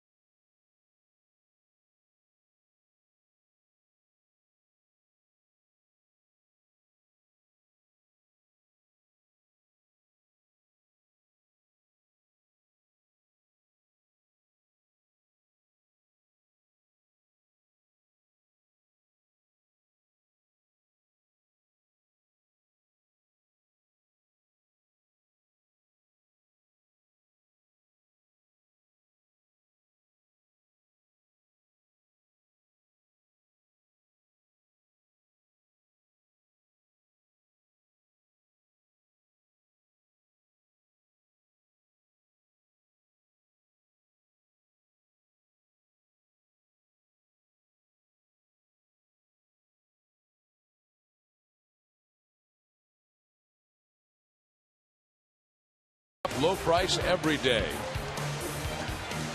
Buy Steel outdoor power equipment. Find a servicing Steel dealer at steeldealers.com or search Steel.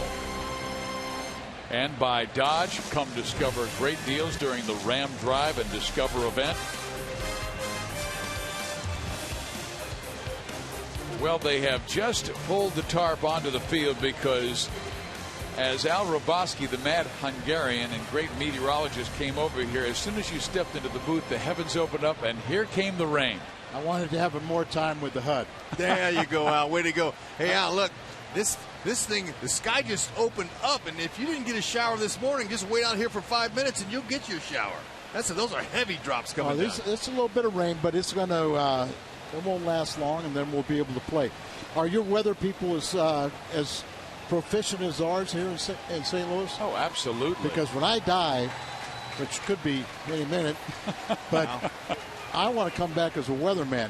You're correct about 50% of the time, and people love you. You're right, Al. We whipped you guys in the barbecue contest, and when y'all came to our place across the state, rigged. And I can tell you by looking at all those bubbles in that tarp right there, I got the clock on it right now. Our guys had the tarp laid in 5 minutes. We're going to see what you guys got here.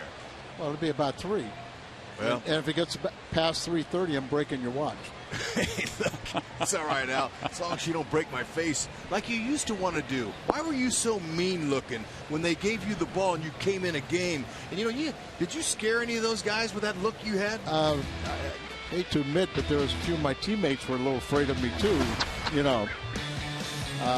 But since then I found the medication. I found my happy pill, and I'm mellowed out a little bit. But Al, I've got to ask you, when Yes, did sir. you first develop that whole routine with the anger, going behind the mound, pounding the glove? Well, Rex could appreciate this because of all the years he spent in the minor leagues. I got to the big leagues when I was 20 years of age, and really before I was probably physically and definitely mentally available to do it. But I started doing it out of failure and frustration. I was the Cardinal closer in the early 70s, and I got to a point where I only threw one pitch. He's checking your ball. Yeah, and you know what Bill Kunkel was saying to me right there? The whole time, first of all, it's a one-run lead, the ninth inning. Leadoff hitter is Rod Carew. It's a 3-2 pitch, and he tells me as he's mocking me and everything, and he goes, "How's Mike? How's Mike?" And I told him very succinctly where he could go and what he could do with himself. But, I mean, Mike was my college baseball coach who was a friend. And here he took it upon himself. Gene Mock was screaming about it like, oh, the 20-second rule, he's got to deliver a pitch. So he thought that in order to get the Twins manager off my back, he would just go out there and play games with me. Well, I was serious when I was on the mound, and I didn't appreciate that. Yeah, no, that's not right for him After to do that, my next pitch went up on the screen. Well, first of all, Whitey comes out and says, what's going on? And he goes, we've invented a rule, or there's a new rule. Al can't do that. If he goes back to one more time, we're throwing him out of the game. So that kind of, what do you mean there's a new rule? Was there speed-up rules back then? No. And this was, so 20 seconds with nobody on, you have to deliver. But 20 seconds is a long time. And actually, so Whitey comes out and starts screaming at him like, for this new rule, like, don't be lying to us. And you didn't do it every pitch.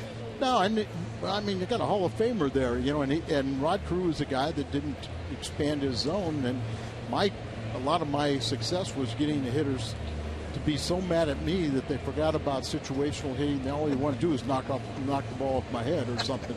So anyway, I mean, I threw one on the screen. Whitey comes out and says, well, I'm not saying the Twins got you, but the umpire got you, and I'm taking you out. So then all of a sudden, Whitey brings in Doug Bird, and Doug immediately gets, so it was a walk into Carew, and so he immediately gets a double play ball. Then they had Ford, who was a left-hand hitter, pinch hitter. He wouldn't have hit off of me. They sent him up against the right-hand Doug Bird, and he hit a home run to tie the ball game up. So later on in the 12th inning, which you also saw the time where I was going like that, and Whitey was right there with him screaming at Kunkel. Freddie Patek, it looked like he checked the swing, but he really went around, and it would have been a strikeout. But nobody called for an appeal. Really? And the pitcher's in the middle of the windup, and Kunkel from first base starts whistling and hollering, calling timeout. We're thinking a ball got away from the bullpen. Right. And he goes, he's out. So What? he took it upon himself to do that and everything. So he wasn't one of my favorite umpires, but none of them were. Way to go, Al. We will come back with more of great stories from the Wonder Dog and the Mad Hungarian. Hurricane Hudler and Al Roboski. The Cardinals with a lead over the Royals 3-2 in the top of the sixth.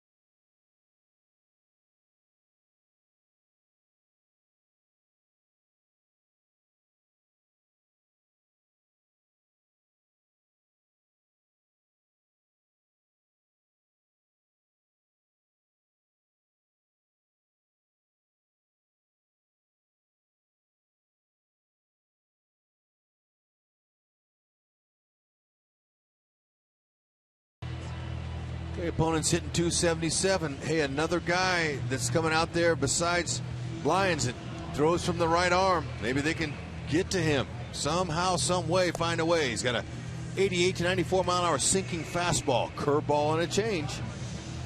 6'4", 230. He's a big boy.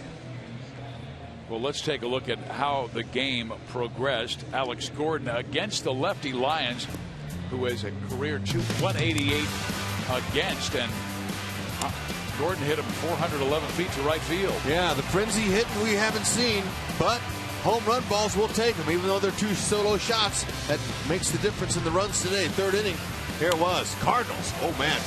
Matt Carpenter, he found a hole. Rios played it nicely off that one-hop turf and is able to get Carpenter at second base, but they scored a run. Hayward found a hole right by Infante at second base. Brings home Reynolds. 4th inning, here he comes. Salvador, fastball off the end of his bat. He's talking to that ball. Let me tell you, he's saying, stay fair, stay fair. That's right. The Royals have a home run hitter in double digits. Team leading 10th homer. 5th inning, wow, there's Reynolds. Reynolds has a lot of pop, believe me. Now, this one here was one of his shortest home runs ever, but really, if it goes over the fence, it's a homer. Let's send the defenders for you as we had a double switch. Peter Borges now playing center field. That will move John Jay from center to left. And Borges will be hitting 9th in the batting order as we are ready for baseball. Matt Belisle against Alex Rios. The 6th inning is our Sonic Slam inning. Our contestant is Mike Kling from Kansas City, Missouri. If the Royals hit a home run in this inning, Mike will win $1,400. But if the Royals hit a grand slam out of the park, Mike will win $25,000 from Sonic and the Royals. High throw, and Rios is off for second base. Yeah. Hey, take advantage of that. Carpenter, he stayed back, let the ball play him a little bit, but he didn't really gear up and get his momentum going towards first base. Now watch him. Now he's played him perfectly. He's going to be an E5. Okay, he got a little something, but he's throwing uphill there. He didn't stay on top of it, and McReynolds couldn't stay on the ground. Or Reynolds, excuse me, couldn't stay on the bag. So the Royals get a break after the long rain delay. They get Tyler Lyons, who had held them to 2 runs and 3 hits in the first 5 innings, and now they start the 6th inning, and the shadows beginning to creep across home plate. They won't be really in effect for probably another 10-15 minutes. Let's see if Morales can jump Belisle. He takes a ball outside. Morales 0 for 2 with a strikeout and flyout against Lyons. Right man, the right spot. Nice numbers with runners out there in scoring position. He's got just 1. Belisle last year with Colorado. Pitched in 66 games, had a 4.87 ERA, but getting closer to sea level and pitching much better. Knocked to the right side.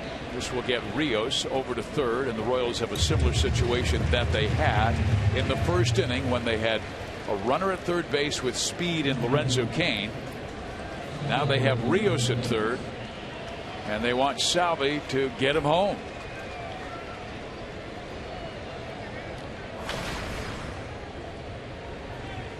Infield in.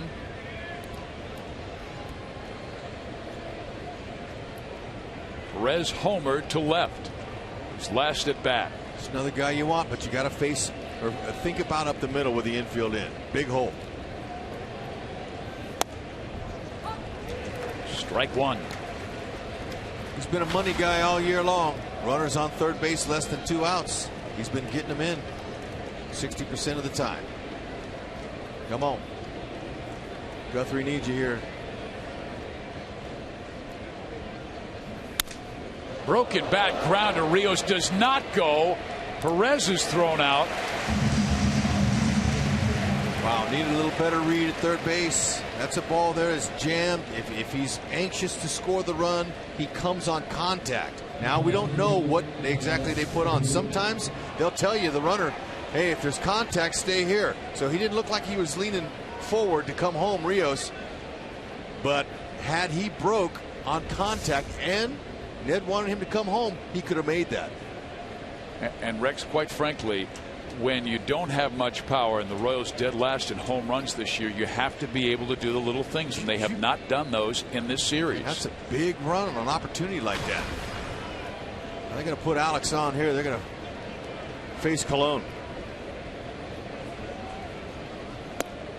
They want the righty-righty matchup with the man of the lesser experience in Christian Colon.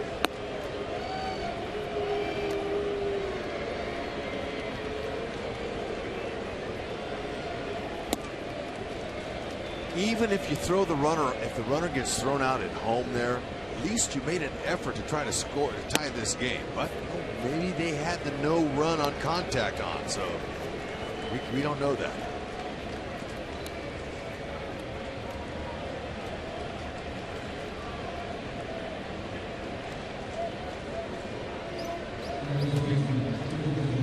This is Christian Colon's third start in the last 17 games, so he hasn't been out there very often. He has walked today and grounded out to the pitcher. You wonder maybe why Moustakas isn't getting a chance to pinch hit here. He looked like he was getting ready to come out. Strike one. Well, Moose might have a chance. He's got a righty and looks like a lefty up in the bullpen, does Matheny. You do have the pitcher's spot, 2 away, but first and third here with 2 out.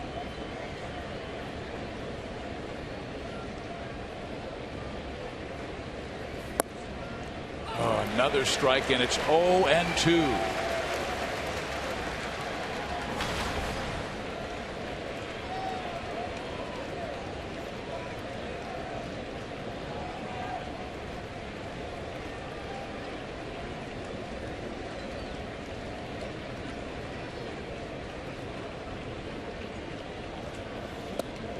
And the Royals are taking strikes and swinging at pitches out of the zone.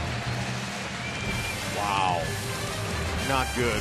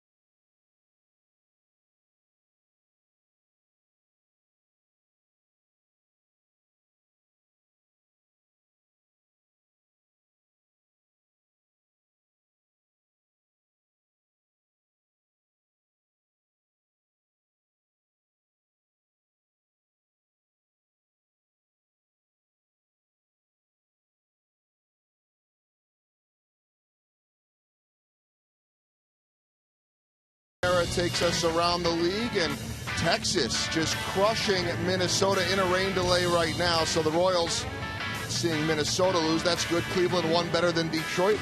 See the final line on Verlander. Chicago won better than Tampa Bay, and Washington up on Milwaukee. Royals will be up at Miller Park on Monday and Tuesday, and then the Brewers coming to Kansas City Wednesday and Thursday. Fizz? Yeah, very interesting situation as we have a Chevy pitching change, but Mike Moustakas, who could have pinch hit for Christian Colon, now takes over for Colon at third base, but they chose not to have Moose pinch hit against the right-hander Matt Belisle.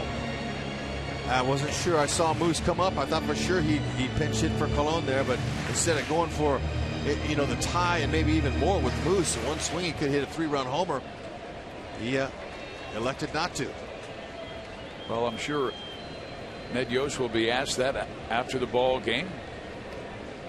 He'll have a reason. John Jay, and then Peter Borges, and then Colton Wong. So the Royals can't fall down by many more because their offense has been in a major scuffle the last 3 weeks. And a slump always lasts a little longer than you think it will.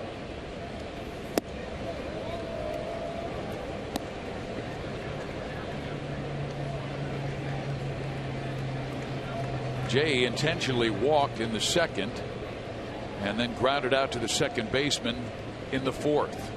With a big triple and last night's 4-0 win. Morales misses away and in danger of walking the leadoff batter.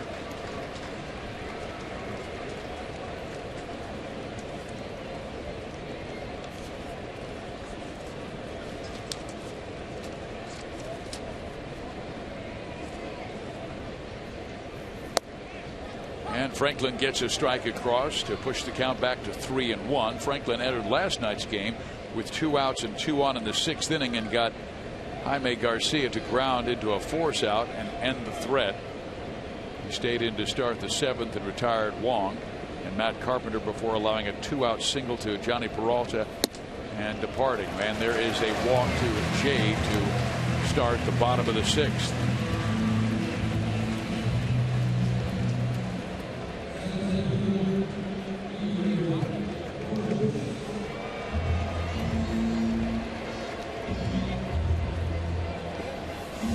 Just the 5th walk Morales has given up. 24 2/3 coming in, so that's not too bad.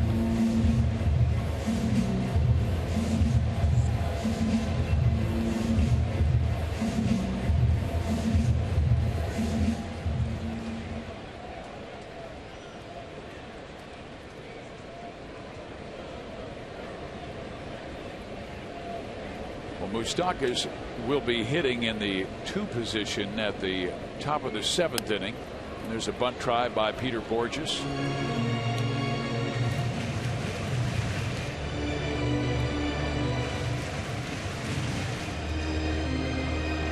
So Ned Yost was holding him back for the double switch.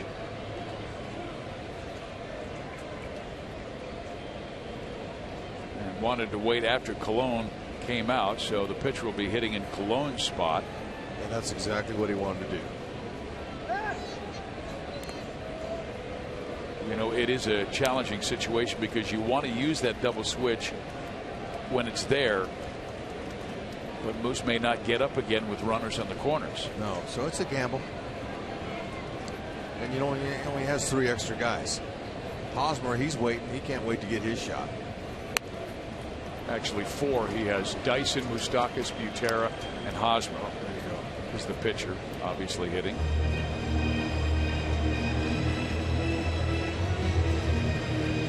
Borges down in the count, 0-2. He has a history of being a good bunter, but right now with an 0-2 count, that's no longer an option. I doubt it. Well, it's still an option, but I doubt he'll do it on 0-2.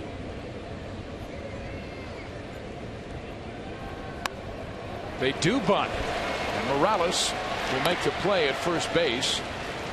Morales, Hendricks will accept the throw, and on an 0-2 count, which you rarely see happen, Peter Borges does get the bunt down, and the sacrifice is nicely executed. And Borges is a good bunter. He's still disappointed he didn't get it done the first 2 attempts, but this one here, he focused more. If you foul that out, you're out. But Morales with a nice barehanded play. Now the Royals have a real challenge because Colton Wong has been swinging a good bat in this game. He is 2 for 3. An infield hit in the first, a triple in the third, and the only time the Royals got him out, he lined out to right field.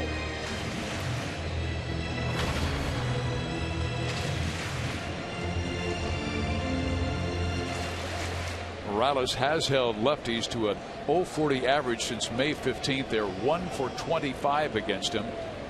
Not only a short arm fastball that can reach the mid-90s, but an excellent slider that bends down and away from a guy like Wong. Strike one. Wong, respectable 286 average against lefties with a homer.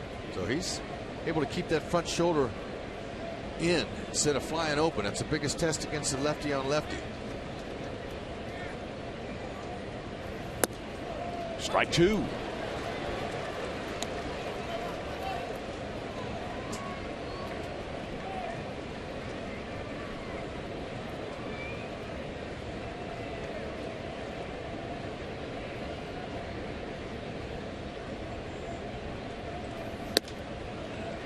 Tested him upstairs.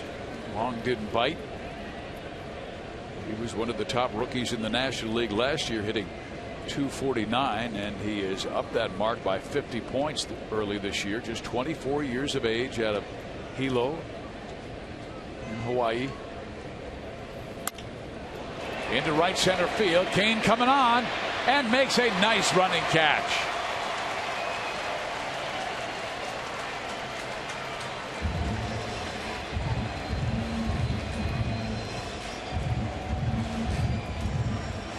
Lorenzo Cain, he's playing to the left center field area. He's making a good jump over there to that right side. He's able to cradle that baby in.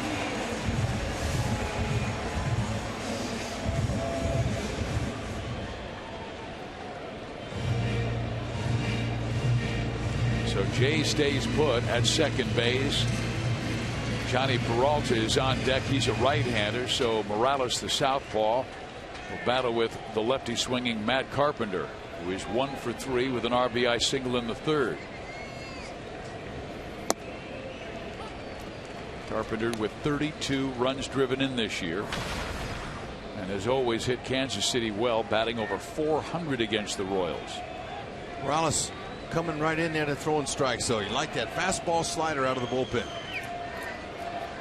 Yeah, now the shadows are a factor for the hitters. 1 ball, 1 strike.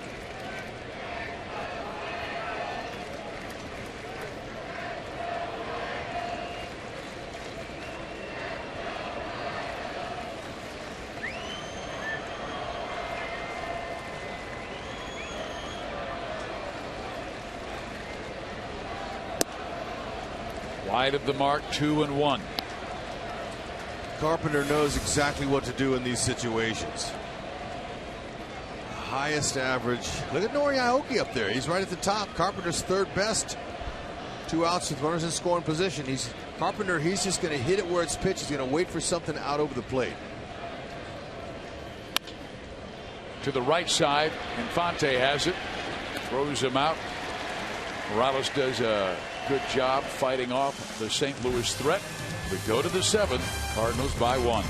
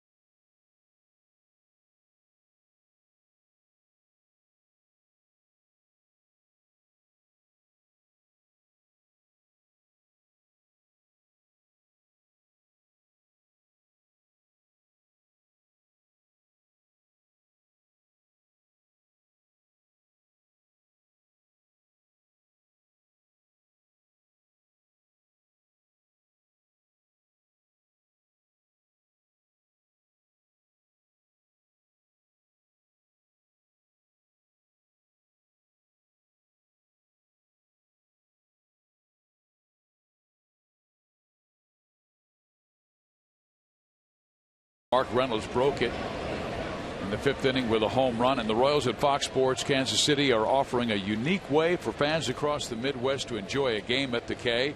It's the Forever Royal Fan Express. Fans in designated markets will have the opportunity to win a trip to the K. Next stop is St. Joe on June 20th. Go to Royals.com/FanExpress for more information. Matt Belisle stays in the game. He worked around a 1st and 3rd jam. Was able to get Christian Colon on 3 pitches and struck him out. Sinking fastball, slider.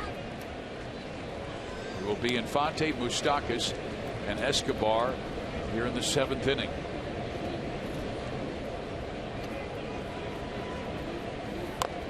Infante trying to bunt his way on. Omar really going through a difficult time. Now just 5 hits in his last 60 at bats. Yeah,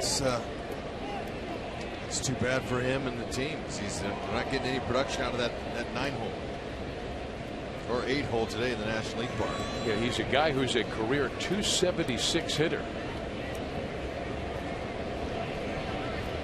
Down near the Mendoza line right now. And he swings and foul tips it into the glove of Yadi Molina. He is 0 for 3. He's in a real bad place right now. He's pulling off every single ball. And all the opponents are doing is just throwing him little sliders on the outer half. And now we'll see the lefty-lefty switch. As Belisle will be out with Moustakas coming up. And I'm guessing, Hud, this might be just for one batter, this lefty who's coming in, because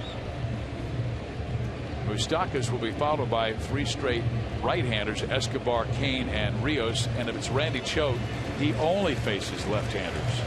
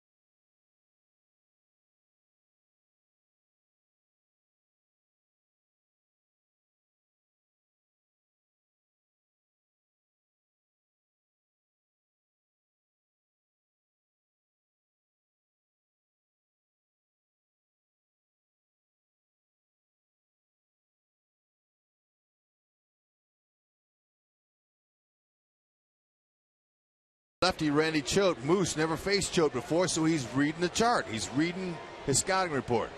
I'll tell you what it says. 85 to 88 mile an hour sinking fastball. Slider, change, and a curveball. He's a sidewinder, and he's going to throw a lot of slop to try to get Moose out of the zone.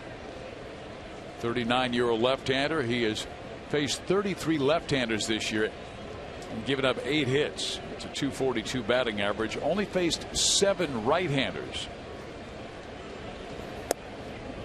Strike as Seth Maness is warming in the bullpen. Here are the splits. Moustakas hitting .293 off lefties this year, and 2 of his 5 home runs. Very nice numbers there. Most of those sidewinding lefties try to get strike one with a fastball. Didn't do that on you. Too bad he missed. Carpenter throws him out. And here comes Matheny. And we will see Seth Maness.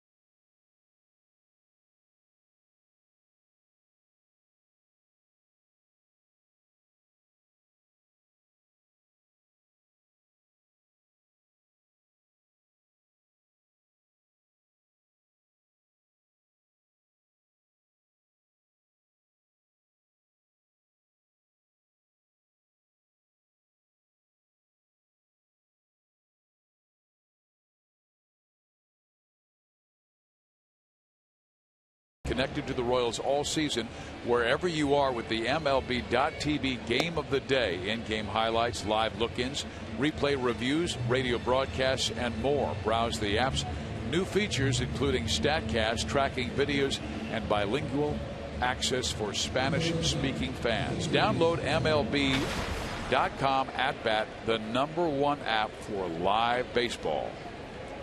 You see Seth Maness' numbers, 3.63 ERA, and right-handers batting .328 off of him.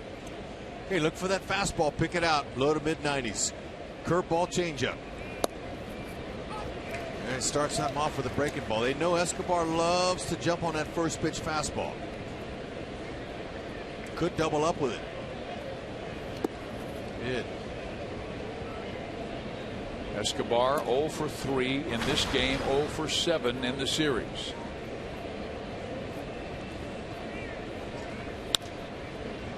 To right field, Hayward was able to pick it up at the last moment and make the catch. The sun was in his eyes early, but he adjusted, and Escobar throws the bat away in anger.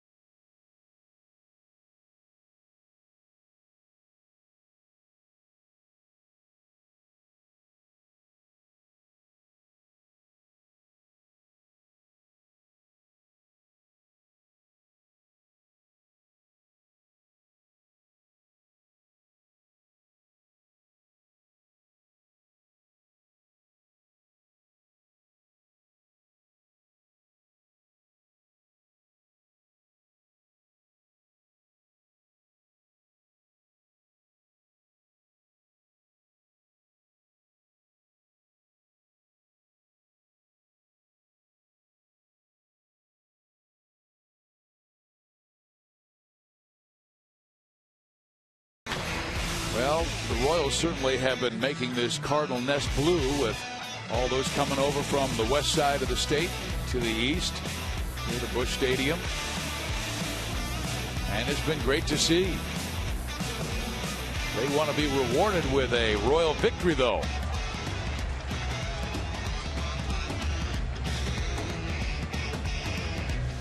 They'll see a new Royal pitcher. It'll be Kelvin Herrera. And he will face hitters 3, 4, and 5 with Johnny Peralta, Mark Reynolds, and Yadier Molina coming up, all three right-handed batters. Both these teams have remarkable bullpens.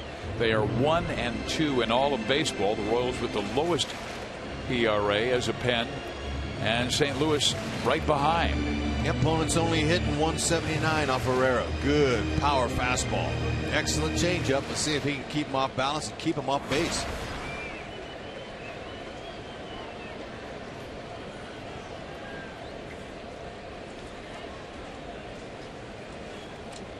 Johnny Peralta has been kept quiet today after he went 3 for 4 last night, and he swings to the first pitch and hits it high in the air to deep right center. CAIN is back at the wall and pulls it down. Man, he gets a great jump because that looked like it was extra bases. And I'm going to tell you the degree of difficulty to have to be able to keep that ball from getting lost in the sun. You can see that's at the sun field, and he turns to his right, just able to cradle it in. Beautiful concentration on that as he got close to the wall. Good focus. Now Mark Reynolds, who homered, and his home run in the 5th is the difference in the game, and he waves at the high fastball at 98 miles an hour, cheating a little bit as he swung way early. And it's strike one. Should be able to blow that fastball by him at that velocity.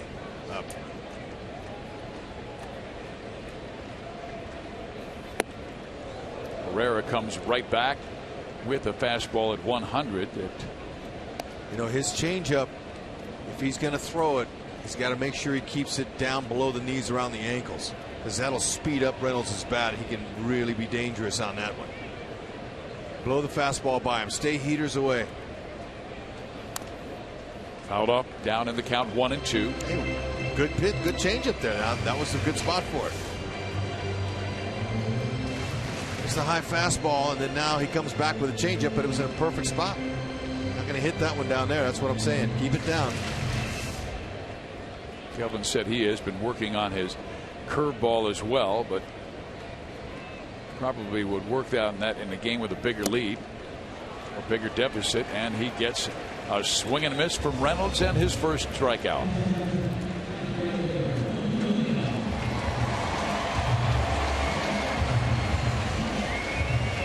So now Herrera to face Yadier Molina.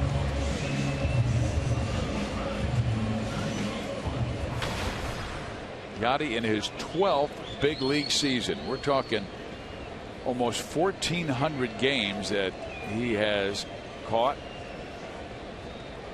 That is a lot of wear and tear.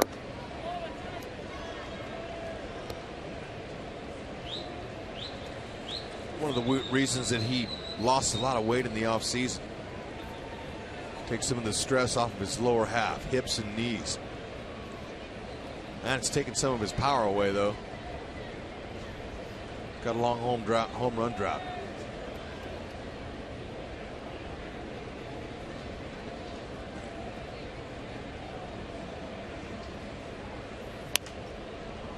Fouled off, 1 ball, 1 strike. Crowd of 45,981 today at Busch Stadium. A sellout, as a lot of fans coming here for this Show Me State showdown. Mike Matheny saying no question there's more of an edge this year, more blue in the stands. Both teams playing for first place. The Royals started the afternoon with a 2-game lead on Minnesota. The Cardinals were 6.5 up on Pittsburgh. They had the best record in baseball, first team to 40 wins. Rangers are up 11-3 in a rain delay over Minnesota. Twins continue to get pounded.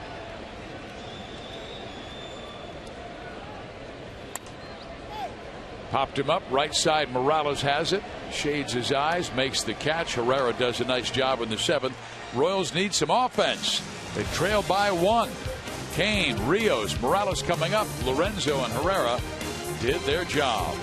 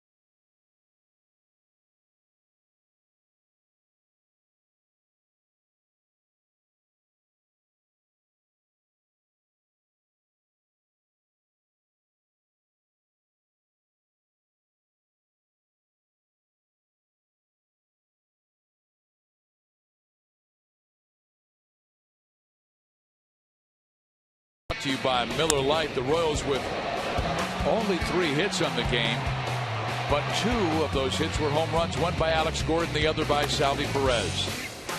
Be nice if there's a couple guys on, but the solo shots will hold for now, but not for a W. They're going to have to do a little bit more, and the Royals fans are getting a little impatient here at Busch Stadium, but they're still having a good time. Hello. Yeah, the Royals really need to do a better job with situational hitting. Twice in this game they've had a runner at third base with less than 2 outs and unable to get them home. So CAIN is 1 for 3. He was part of that story we talked about when he doubled with 1 out in the first inning, then stole third base, but Rios and Morales both struck out. 1 ball, 1 strike.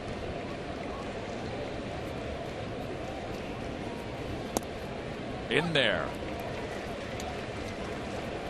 Carpenter at third base, playing no doubles late in the game, leading by 1. Seems like in this game, Royals hitters have been behind the count all day long. It's hard to hit when you've got 2 strikes on you, especially when you're down. And, you know, talked about earlier in the, at the beginning of the game, how there's so many Royals swinging at first pitches. Well, today they're not swinging at first pitches. And wouldn't you know it, they're throwing them right down the middle. So they're getting themselves behind. It's a little late timeout call by Will Little, home plate umpire. Fouled off. Manus last year with a 2.91 ERA.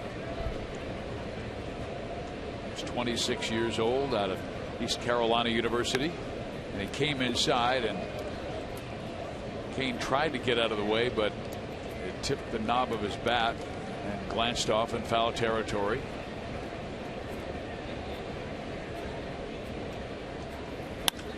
And there's a shot in the alley, a base hit for CAIN, and the Royals have a speed guy on to open the 8th inning.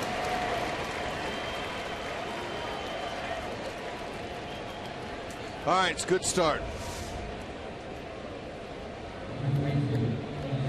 Leaned back on it, got it, waited for something he could handle, stayed on top of it, sunk it down there right in front of Jay, the center fielder. And Rex, with Rios going through this struggle, he is 4 for 37 since coming off the DL. Would you think about some action, a hit and run here? You got to stir something up. It's possible. Rios struggling badly. CAIN looked like he wanted to go. Why not try it? Good idea. Lorenzo Cain moving Wong. You see the second baseman? See how far he moved? That's why a hit and run comes into play. It opens up a hole in a lane. Hit it in there. Try a little first and third action. Sometimes that'll help a hitter that's struggling too. When you tell him to swing at a certain pitch and he knows he has to, he knows the situation, want to stay on top of the ball and hit it on the ground so you can advance that runner. That'll help Rios. Closer play at first base, but Lorenzo gets back safely. Royals have only 4 hits in the game. A single and a double by CAIN, and then 2 solo home runs.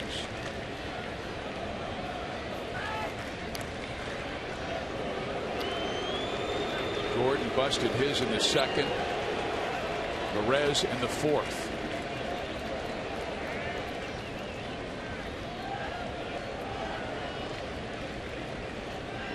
That's what you do when you pitcher throws over 2 or 3 times. Take some time. Call timeout. Even though there's no clock in baseball. Still ask for time. I don't know why, but get a breather. We had a good pitch to crack that time, and Rios fouled it straight back. He has not hit a home run in 58 at bats. Remember, he was interrupted by 7 weeks on the disabled list, but he hit a home run in his 3rd at bat off of Kyle Drabeck. His first game as a Royal.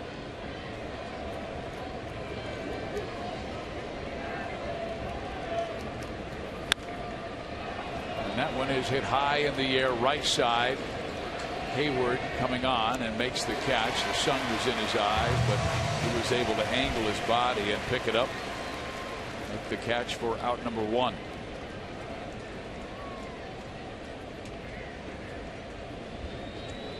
And they will make the switch. They want to bring on the lefty to turn Morales around to bat from the right side.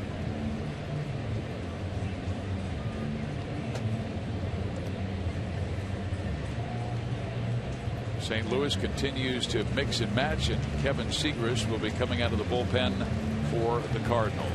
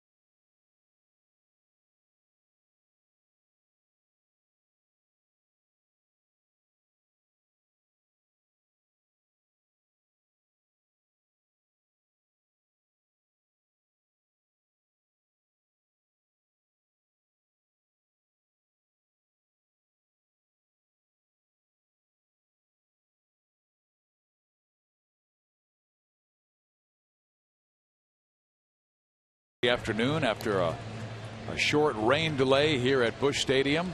Royals trail by a run. Kevin Segras comes out of the bullpen, has marvelous numbers, 1.65 ERA, 38 strikeouts in 27 1/3 innings. Yep, he's good, but you know what? This is the big leagues.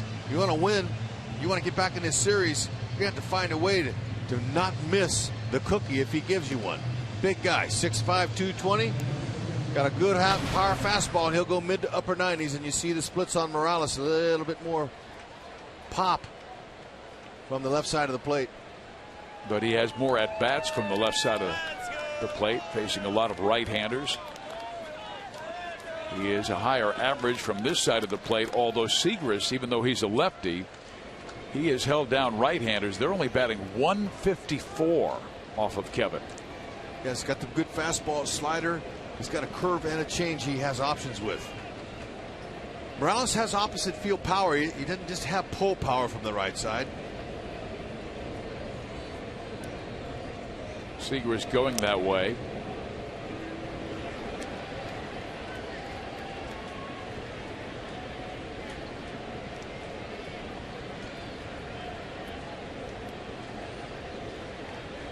Morales had that great game against the Cardinals, drove in all 5 runs back at the K.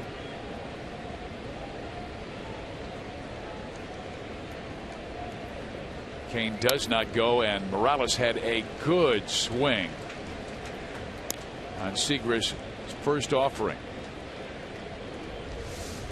Yep, staying under control, just staying short. Ball was well located, though, up and away from him.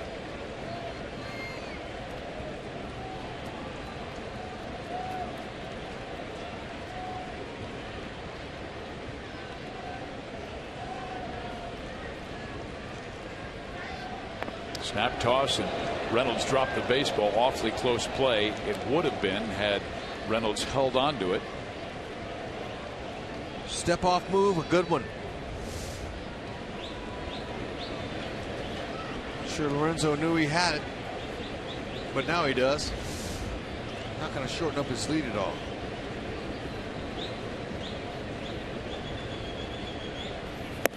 Hendricks was ready. It swings and misses at the 95-mile-an-hour fastball and is down in the count 0-2. Segras And all lefties that looking at you, they can make you go back to the bag, but you got to read that leg. You can't break the plane of the rubber. So you really got to concentrate on his lower half there, especially that right leg.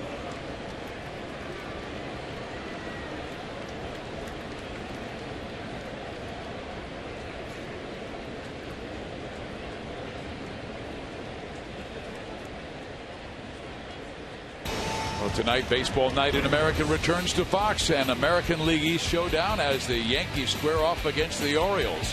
Coverage begins tonight at 6 o'clock only on Fox. The Yankees leading the American League East by a game over Tampa Bay. Toronto's been on fire. They've won 10 straight. Right now they're just a game and a half back.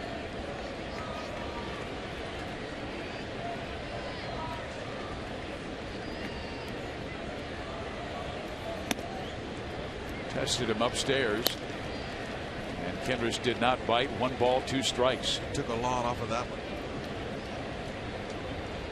That may have been a straight changeup. Got him to swing at 2 fastballs up and away. He doesn't want to get anywhere in the middle of the plate and challenge Morales with his power.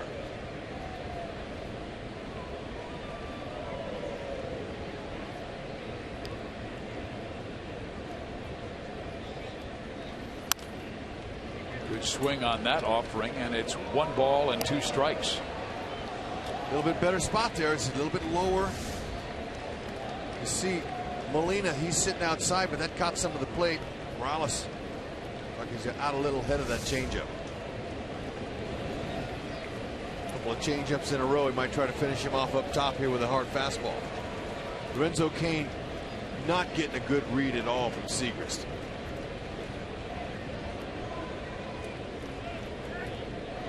You know, and sometimes if you're going to try to get into scoring position and you want to steal a base, you just go with his first movement. The minute he picks up his foot, you take off. Got to really focus.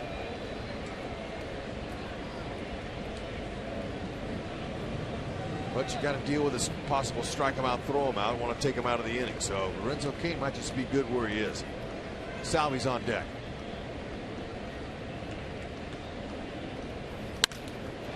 There's a shot to right. Hayward, he tumbled down. The sun was in his eyes, but he makes the catch. Gee, Christmas. Wow. What a focus and concentration. That is a helpless feeling when you're a fielder. You know that ball's in the sun and he's getting a standing O and he deserves one. That could have changed the whole complex of this game. Sun's out, Morales, good job. Line shot. He's lost it from there, and that's what you do. You keep your glove up in the air, open it up, and hope the ball falls in it, and that's exactly what happened. Merry Christmas. Well, the Redbirds have been playing good baseball. They've won 13 of 18 since losing the first 2 games to Kansas City at the K. And we will see, I imagine, another double switch as coming out. Look like Johnny Peralta will come out, and Pete Kozma will take over at short, and we'll have a new pitcher as well. We'll be right back. You believe it.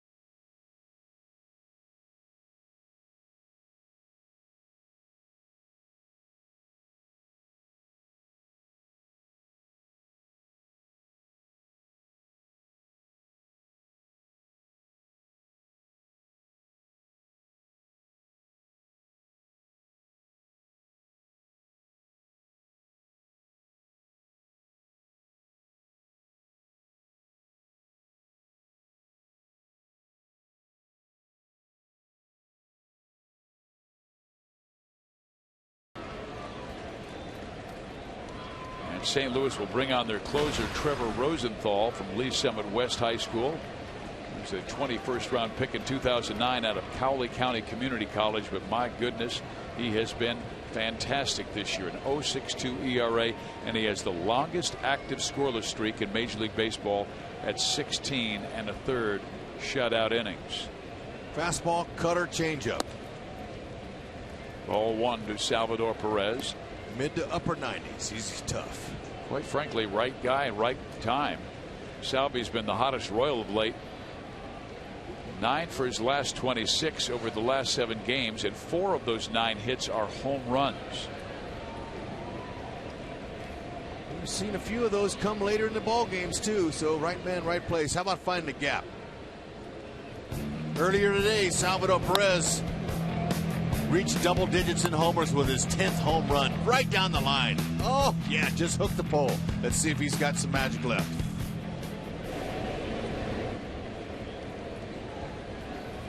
Salvi with a base hit to right field.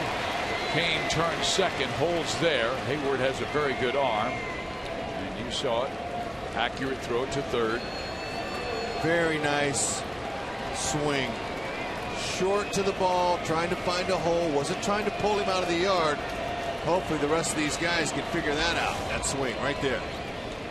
Good fastball, straight up and away, right where you want to hit that. Lorenzo Cain thought about it, but then he said, you know what, second base is good enough, and why not bring in Gerard Dyson now? So a ball is hit to the gap. The Royals could not just score 1 but 2 with Dyson on the heels of Lorenzo Cain. And Rosenthal knows he has to pitch to Alex Gordon because the Royals have sent Eric Hosmer onto the on-deck circle.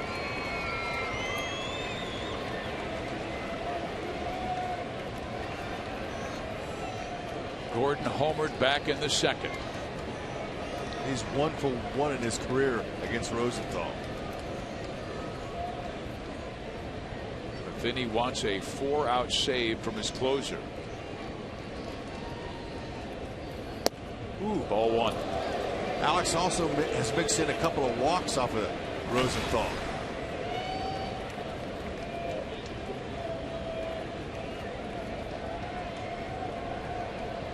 Don't have to be dramatic and hit a 3-run bomb. A lousy single would really work.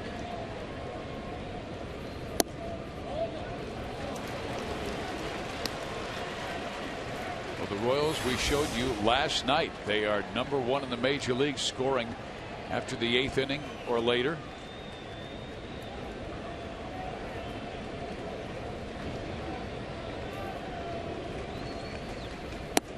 Three and 0.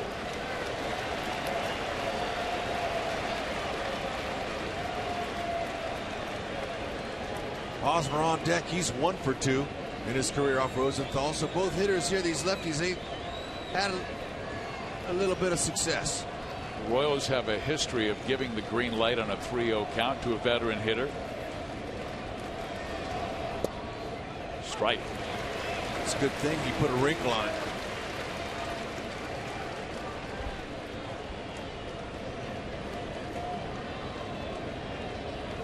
Closers are not afraid of guys that have power. That, you know, it's my best against your best. Here it comes.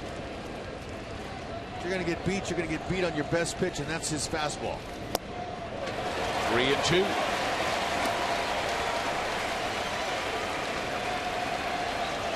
Because of the success he had on that last pitch, he'll do it again. Runners will be moving. Dyson has a chance to score. And hopped him up. And the Royals are 0 for 7 with runners in scoring position this afternoon.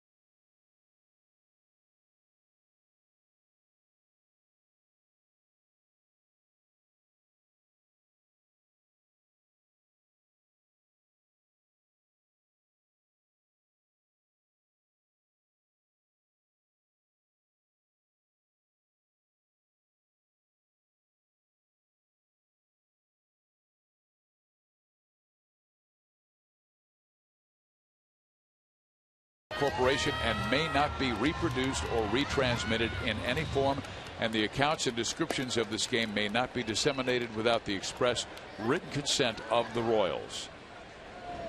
Steve Physiak, Rex Hudler, Joe Goldberg, Jeff Montgomery with you. After a 3-game sweep in Minnesota, the Royals offense has been back to silent, and Drew Butera takes over after Salvador Perez singled and Gerard Dyson pitch ran for him. The new pitcher will be Wade Davis, and he has ridiculous numbers with an 0.35 ERA.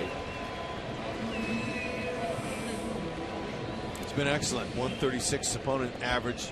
Good hard fastball. He cuts that fastball anywhere from 93 to 95. He's got an overhand curveball.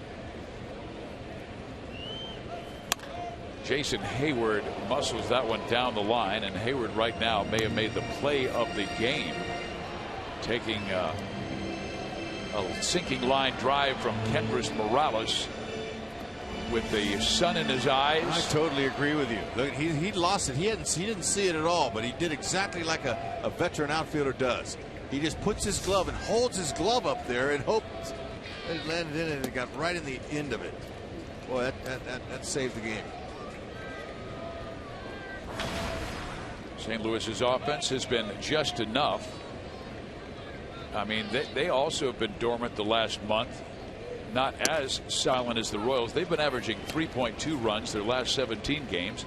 In that same span, the Royals averaging 2.4.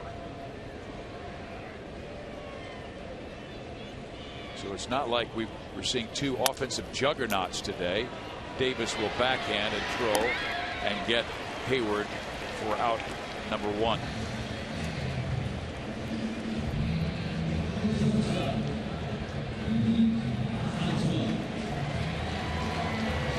Pete Kozma would be the batter.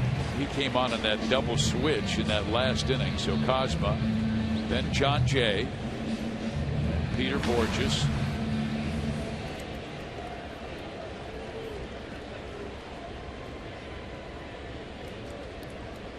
Cardinals went 6 straight games without a home run during that silent stretch with their offense. But their pitching has been so brilliant, Rex. During that stretch, even though they were averaging 3.2 runs per game, went almost a week without a home run, their ERA as a staff was 2.26. When you get that, you're going to eke out those 2-1 or 3-2 games. Going to have many games like that. And then it's the other way around at times. Offense gets hot, and they pick up a starting pitcher who's given up 4 or 5 runs. And that's just kind of how it goes. But right now, this nail biting time. And the Royals have been able to gather some of those wins at the start of that 4-game win streak. They won 4-3 over Texas, 3-1 over Minnesota, and 2-0 over Minnesota. A strike.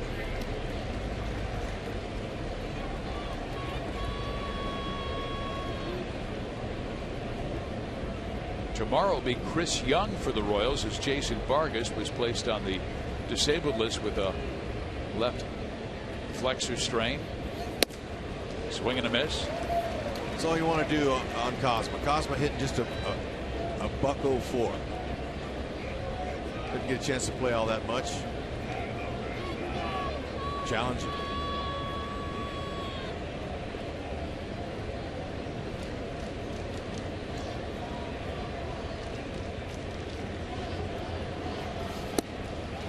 And he got him to chase up and away and strikes him out.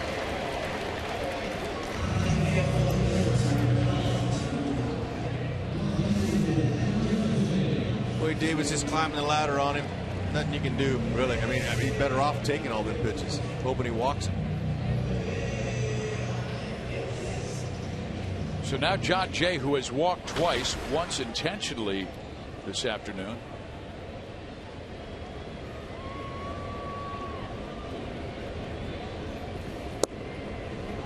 Tyler Lyons got the start today and trying to break a 13-start stretch where he has not won a game. 0-7 in that span.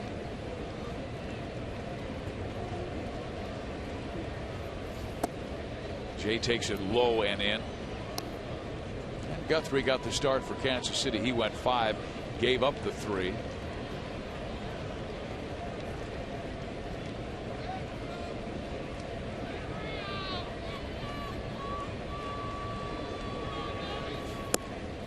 Jay takes another, and now he is down in the count, 1-2. When the Royals bat in the top of the 9th inning, they'll have Hosmer leading things off, then Infante, then Moustakas. A swing and a miss, and Davis just his job in the 8th inning, getting a couple of strikeouts, and to the 9th we go. Waiter, take a jam sandwich, a side of cheese, and the check, please. See ya. I wouldn't want to be you.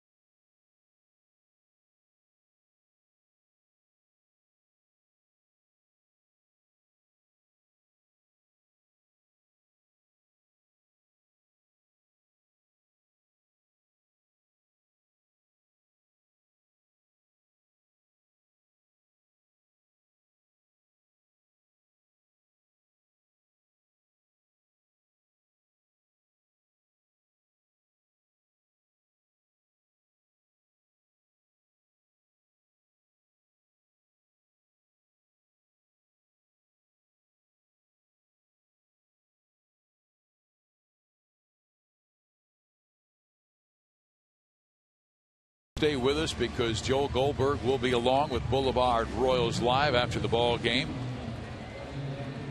KC trying to break out of a 3-week offensive slide.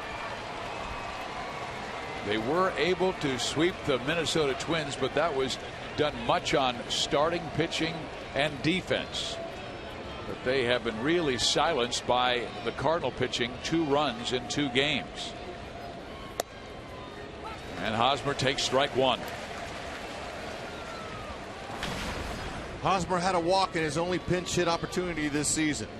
Rosenthal, he's had 2 saves this year with more than 1 inning.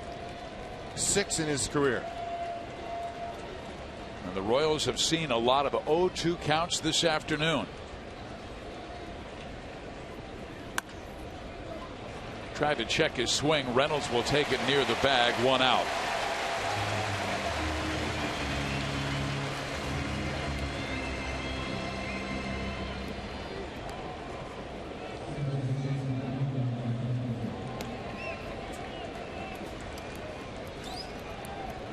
Now the batter Omar Infante, searching for a hit, almost begging for a hit. Going through a 5 for 61 slide.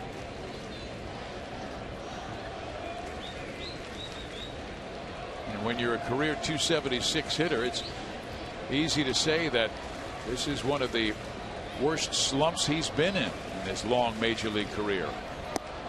Strike 1. It's the pitch he wants to look for, that fastball out there, and just kind of hit that hole over there like Salvador Perez did. Hop foul backing out of play, and 0-2 Rosenthal on Infante. Moustakas on deck.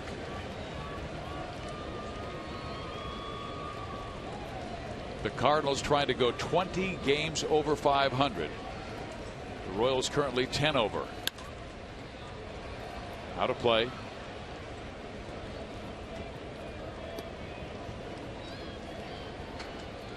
Rosenthal looking for his 21st save. This would be a 4-out save. Gave up a hit to Perez in the 8th inning. The Royals had first and second with 2 out. Got Gordon to pop up.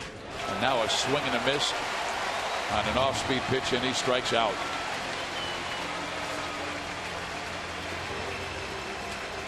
Nine Royals have struck out this afternoon, and their final chance is with Mike Moustakas.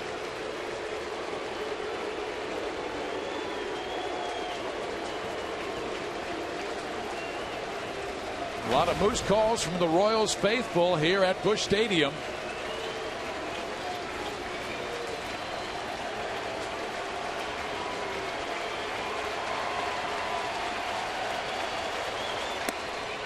Ball 1. 0 for 1 with a strikeout Moose has in his career.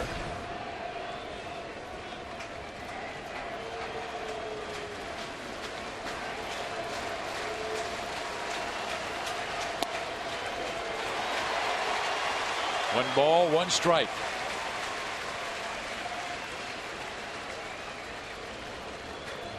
Don't have to try to power up on him. Just try to meet him. Base hit to left field. Anything to get on base.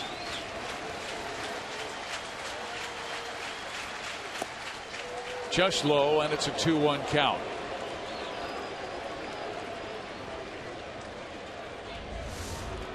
Pretty good eye on this one here. It was down. Could have been, but wasn't called.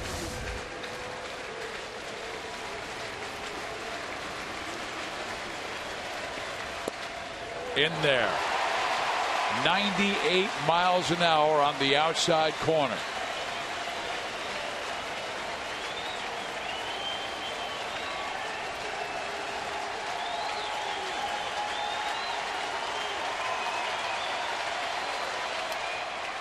Pretty good swing on a pitch in on Moustakas. Now the Royals down to their final strike. He was right on that one.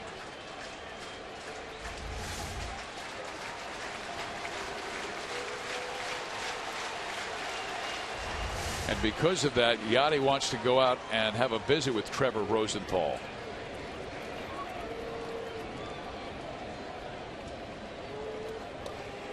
Perhaps saying, let's not throw one of those again in that location. Yep. Mike Matheny is doing a great job with all the injuries he's had to deal with. Redbirds pitching efficiently.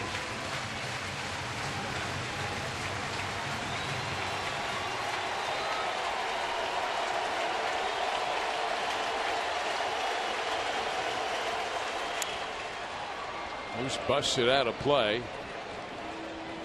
And he did go off speed at 87 miles an hour. Yeah, he threw a little change up there. Moose is trying to stay out of the way, and that ball was in the middle, and Moose a little bit off with the timing because of the change in speeds, but still right on it over the middle of the plate.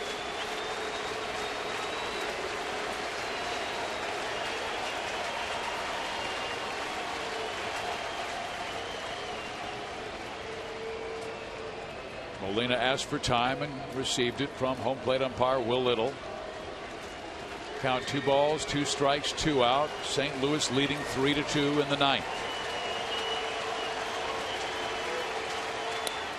Foul back.